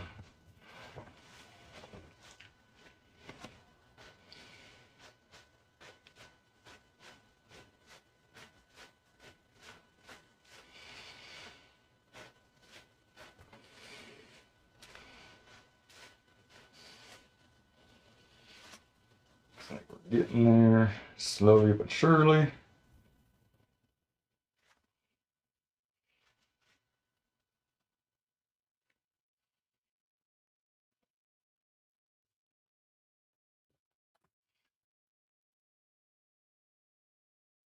Just keep turning and a little snugging. And that means it's done and ready. It won't go no more. Alright, so now that portion's good there.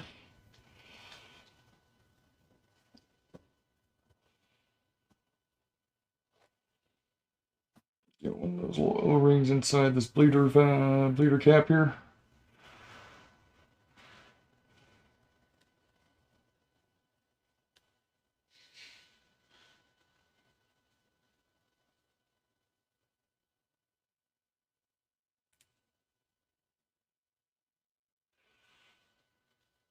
Make sure it's all nice and situated. Maybe use this little guy just to make sure it's seated in there good.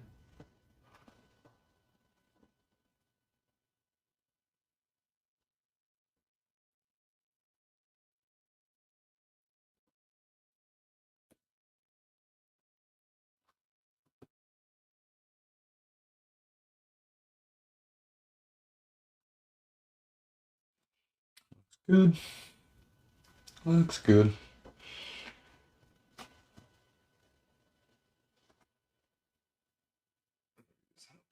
With the shock shaft there, get a little bit of that green slime coated on there so it can help it get through that plastic lower shock cap there.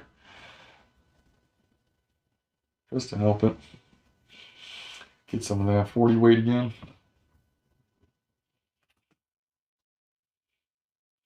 And fill her up. Oh, I went a little too crazy.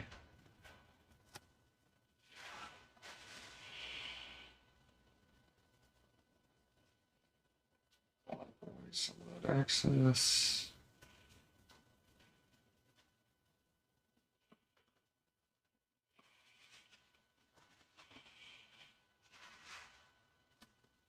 Alright, and then again, just kind of slowly work the shaft up and down.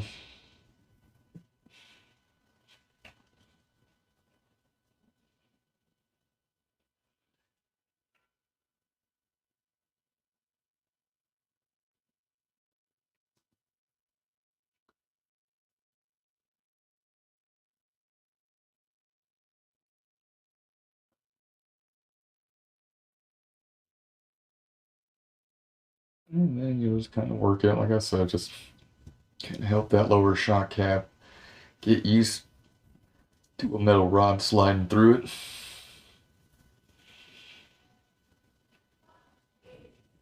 They're pretty tight at first.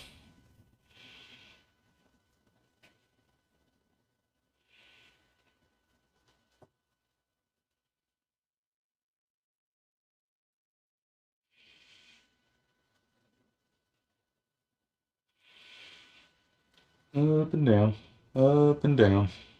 Let's get them used to their new life of suspension work.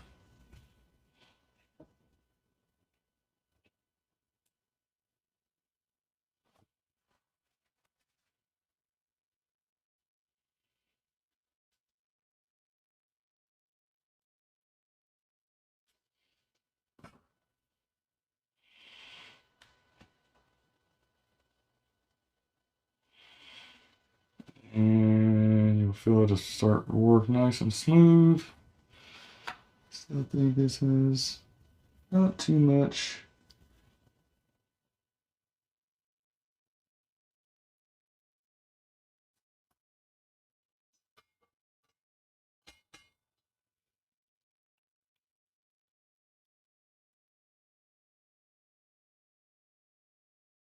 Yeah, that's about right.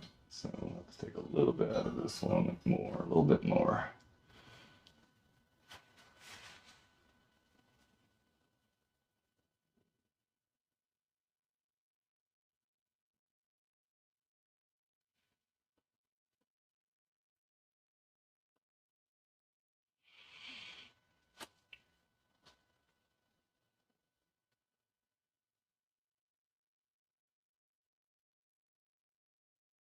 A little dab there, just to make it a little bit more better.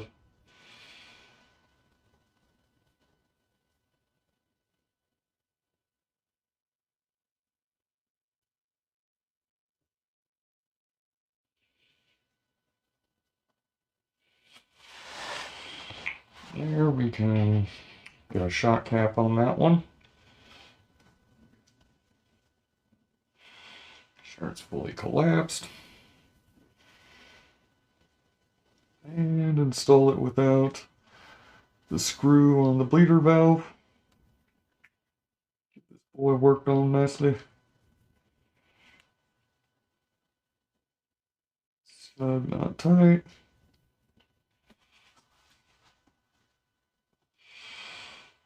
Get one of these little screws ready.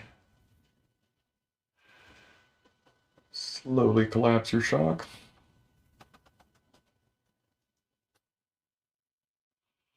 Hold it down, let the air compress out for a while. Make sure it all gets through.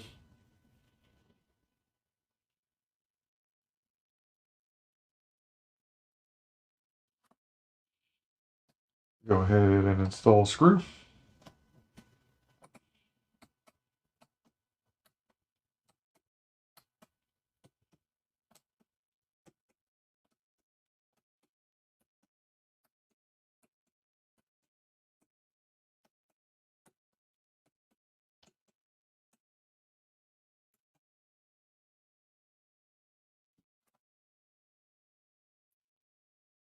Got its shock operation.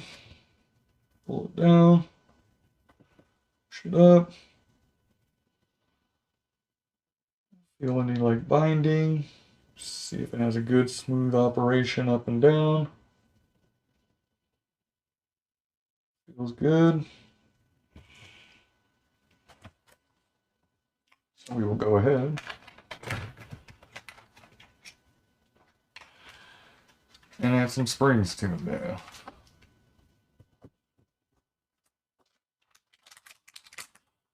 There are some green and some red springs. Let's see which one is the stiffer one of the two. Doesn't say on the B1 page, so I don't know if that's like a later on thing or what, or just a preference thing for yourself. But yeah. What we got going on here? All right. So these are your green dots, red dots. All right, the green is stiffer, much stiffer. So we will use the reds for the front. Have the softer spring up front there. Load that up there. Get your lower shock cap or lower spring cap. Spring cup. Lower spring cup ready. Clean that all up. All excess stuff down there. Slide that guy on. You'll grab one of the longer of the two screws that are in these baggies. And you will use that to clamp in your lower spring cup.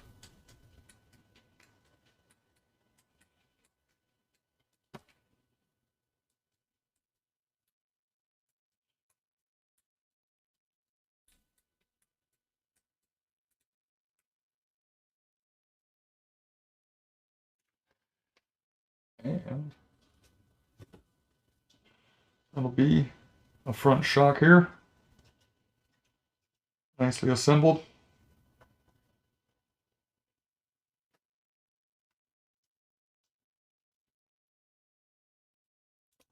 Oh yeah. Nice assembled shock there. 90 mils. 90 mils. This standoff will go up here. I'm sure this tool can handle a little bit longer of one. We'll see here. Give it a shot.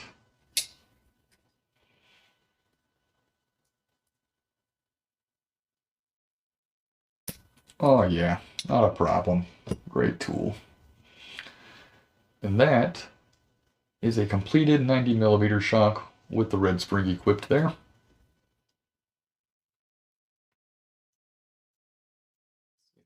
Nice movement. Nice movement.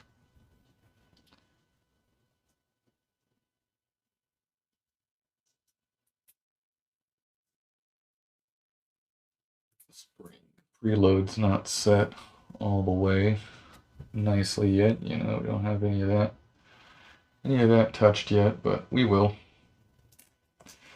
We will once we start building. Once we start building and putting the truck together, we'll figure out its preload settings that we want it at and stuff like that. But for now, we'll just kind of leave it where it was at. That's why the shock won't come all the way completely up. It'll do it on the trails and things like that, or as that lower shock cap loosens up a bit there. We'll kind of set him off to the side there. We'll finish up this other one that we have ready to go. That one's got the ring in it. Yep, O-ring is in that one. Set these green ones off to the side here. Have those guys ready. Screw this dude on.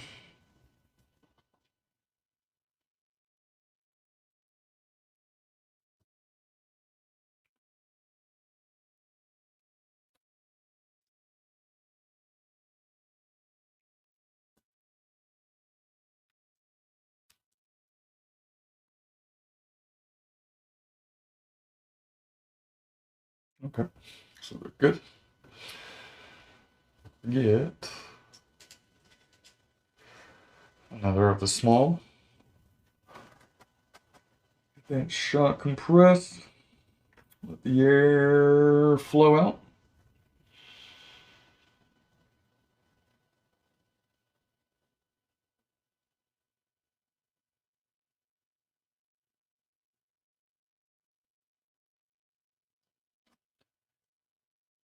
Go ahead and install the screw for the bleeder valve. One more time.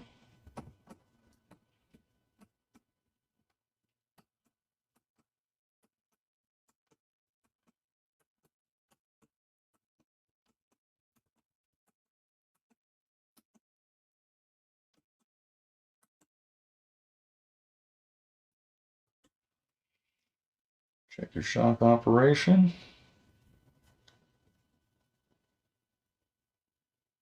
Feels good.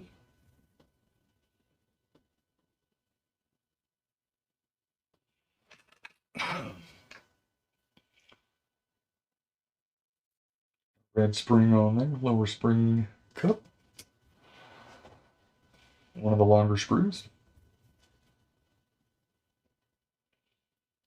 Go ahead and start getting that started. Screwing it in so that way you can get it clamped and tightened.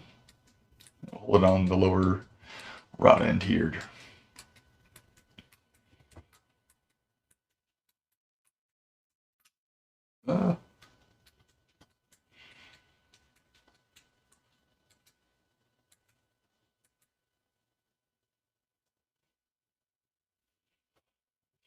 And check out its operation.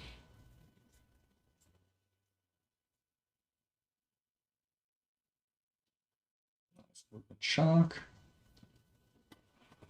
Nice moving shock. Get one of these standoffs equipped on there.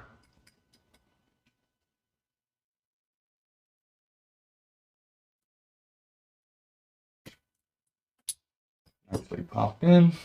I'm going to join his other front shock buddy over there.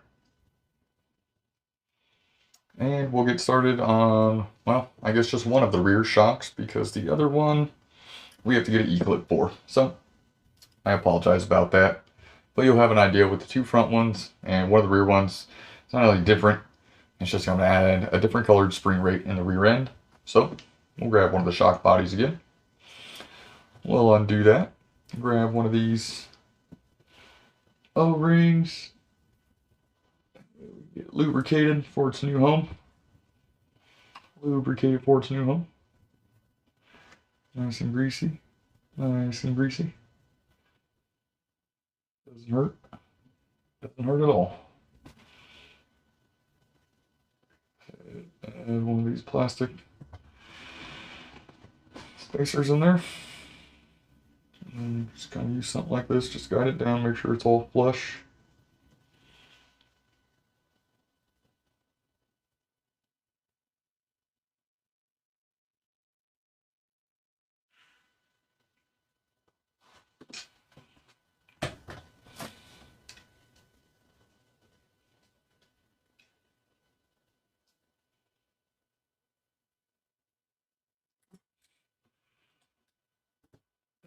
One more O-ring. So that green slime greasy action going again. Make sure it's all nice and lubricated. Nicely lubricated. Put them all. Make sure everything else is sealed nicely. Some of that on the threads too, because it helps. It does help. Keeps it.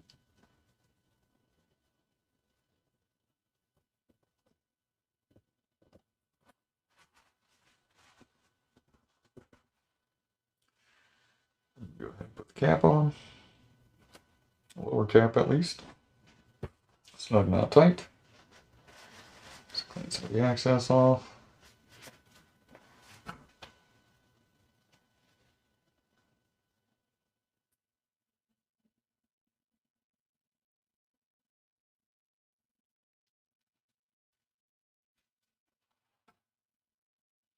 This, get some of that green slime all up on it.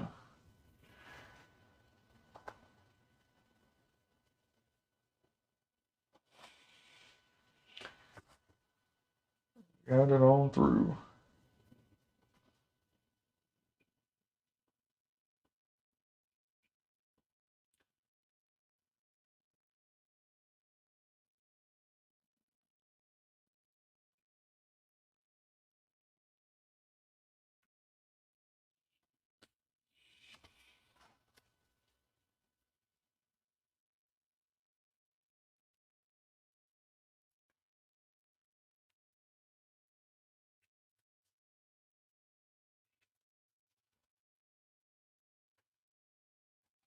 All right, and we got that all situated there. Grab the shock shaft plier tool again. Get it on the shaft. A little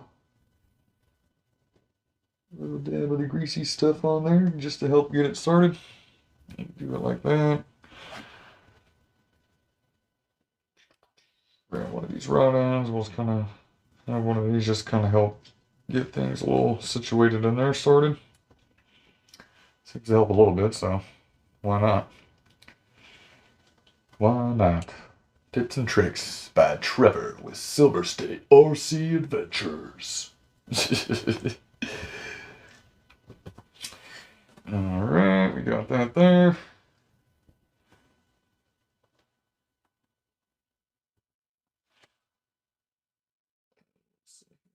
Just slowly work it. Looks like this one's taken to its home relatively easily. Nicely. Very good, very good.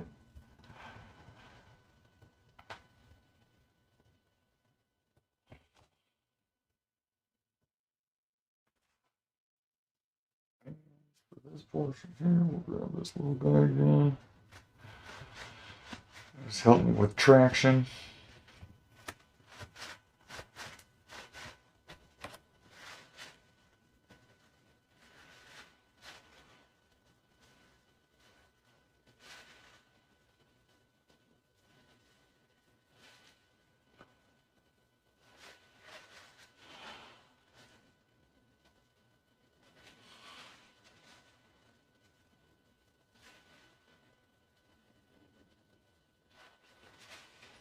Once it's done, get ready to go. Get one of these little dudes.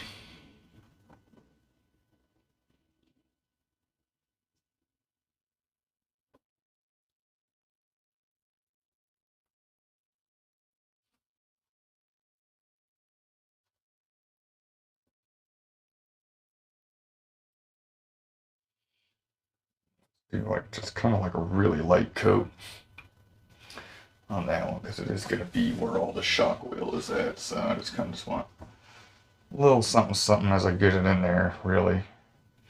Just a little something something. Make sure it's all nicely in there. Looks good. Looks good. So we can go ahead and fill this up with some 50 weight in the rear end.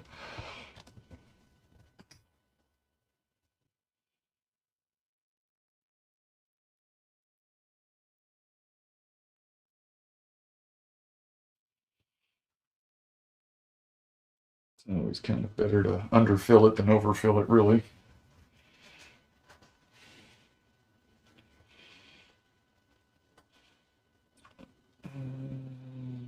Start getting a smooth operation going with this one too.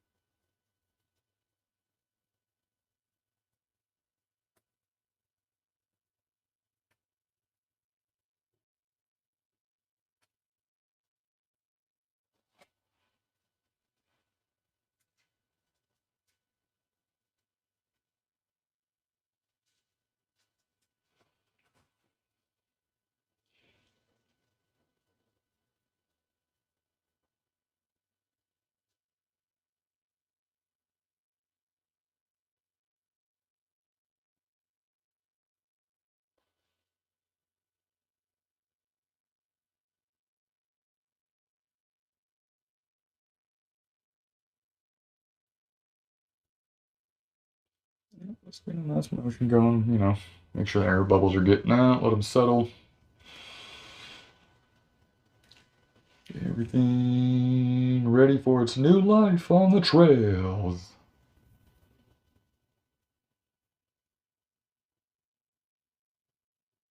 Some thick stuff, 50 weight for sure.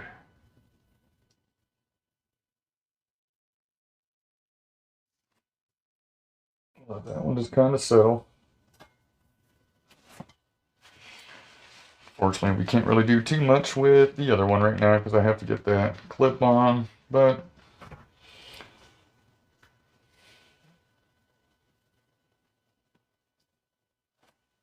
always just kind of get it ready.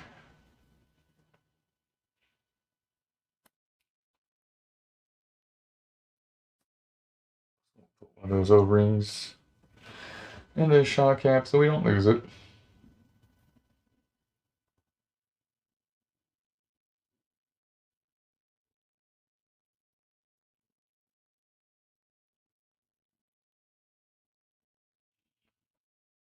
Seated in there nicely.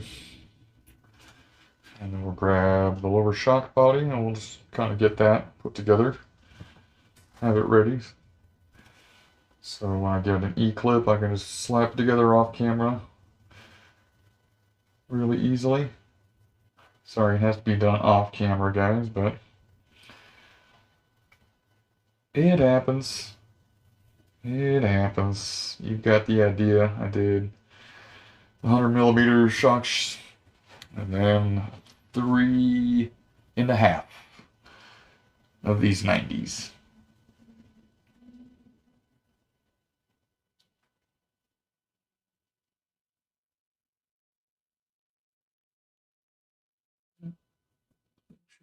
All worked around, everything's all nicely coated.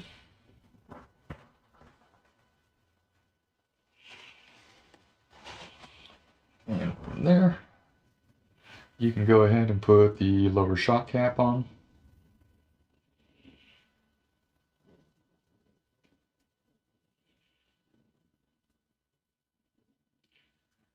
Snug, not tight. Snug, not tight.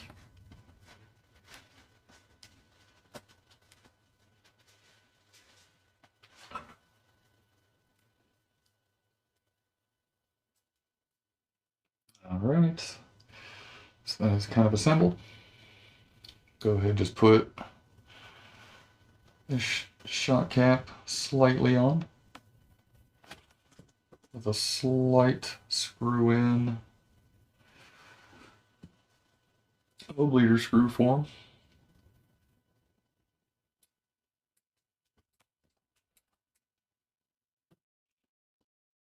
And a slight screw in of the lower spring cup.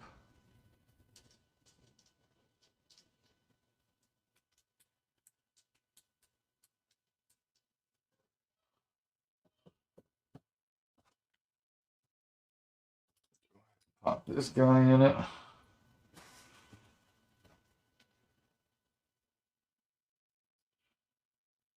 Some things to do while we're waiting for that other shock to just kind of settle down. Have that ready. His little buddy ready for this little buddy to all be assembled. Get these little baggies out of here now. Kind of start clearing those things up. Put this trash out the way with here. Keep that there.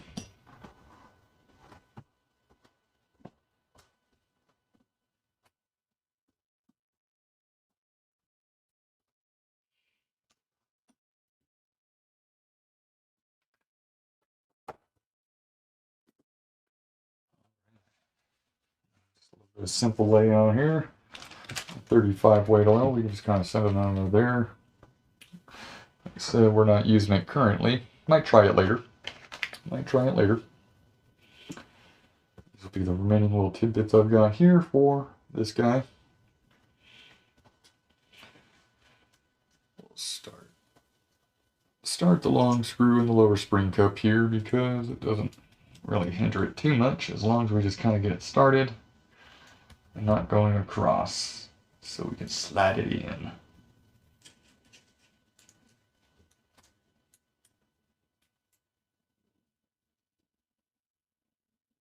There. All right. Cool. Go ahead and pop this guy in.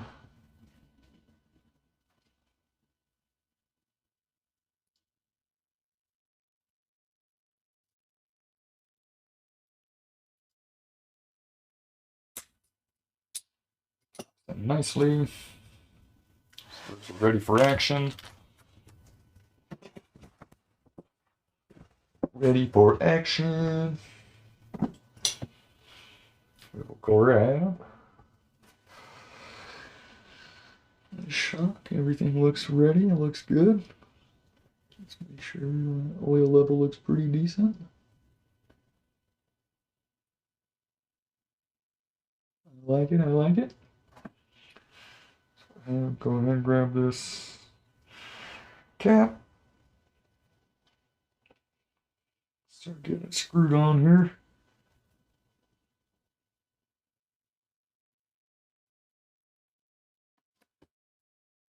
Looks even, looks flush. Tightens on. Seems pretty snug. Don't think it's going anywhere. Press the shock. Let the air escape here on our last one we will be completing right here for you. Hope you guys have found this to be informative and easy for you to follow to build these shocks. Pretty sure a lot of you are really familiar with building shocks, but you know, if not, you'll have this video to use to help you out with all of that stuff. And like I said, I hope it helps you out. If it doesn't, I'm sorry. Please don't hurt me. But that seems good there.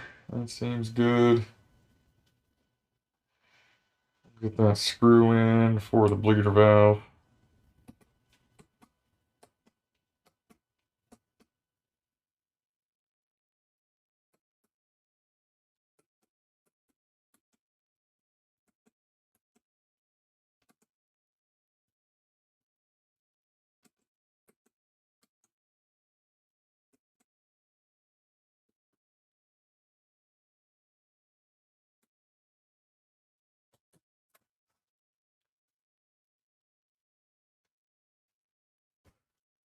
And we'll just check our shock motion.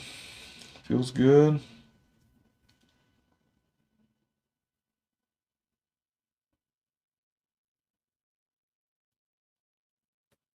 Yeah. Feels good. Go ahead and get this little lower guy on there.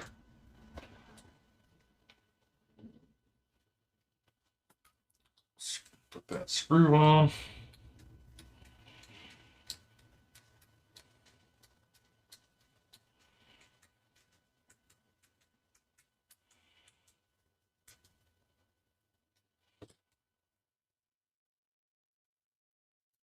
And you got a beautiful shock movement now. Great looking shock for the trails, ready to go. Front and rears. Looking good, looking good.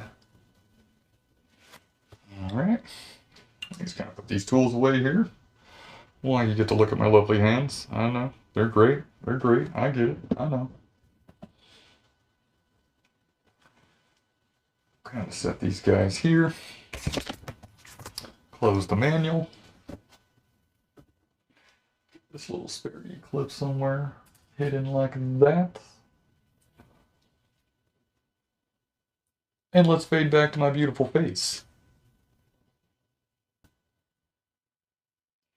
Alright guys, well, so looks like with this will conclude the build video for section B, which will be your shocks, suspension, 90mm, and 100mm. You can see the shock size difference. Obviously the 10mm is much bigger in life.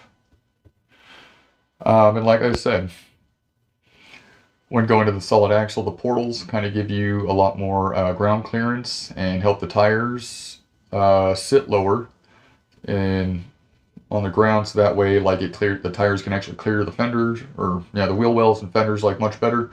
So when you go to a solid axle with the 90mm, it'll close that gap a lot and you have a lot more likelihood of rubbing. You might have to go to a smaller tire, things like that. We'll experiment once we get down the road with my particular experience so far, but this 100mm going to the solid axle is supposed to help keep that, you know, wheel gap and stuff like that, so you can run bigger, like class 2 4.75-inch tires and things like that. So, you know, as we get down the road, we'll experiment. But as you can see, these are the size differences between your 100 and 90mm shocks from the builder's kit and the solid axle kit, depending which route you want to go to, or if you just want to toy around and play with some different size shocks. So, like I said, I hope you have found this video to be very informative and help you along your process when you go to do your SCX10.3 builder's kit. And yeah, just makes it nice and easy for you, or just to have something to watch while you're doing your kit too, so you can kind of see some steps. I know it's kind of a little lengthy, but if you've made it this far, I thank you for watching everything. And I hope you look forward to section 3, which will be the transmission. That's going to be the letter C, and that's going to be the fun build. We'll go over all the detail in that, just to kind of show you how everything are in the instructions. Make sure you piece it together correctly, that way you don't have that click that can occur. So thank you everyone for watching this build video for build B suspension. I hope you liked it. Go ahead and like, share, subscribe, and all that other good fun stuff with all of your friends and everything out there. And we'll see you next time, guys. Enjoy your weekend.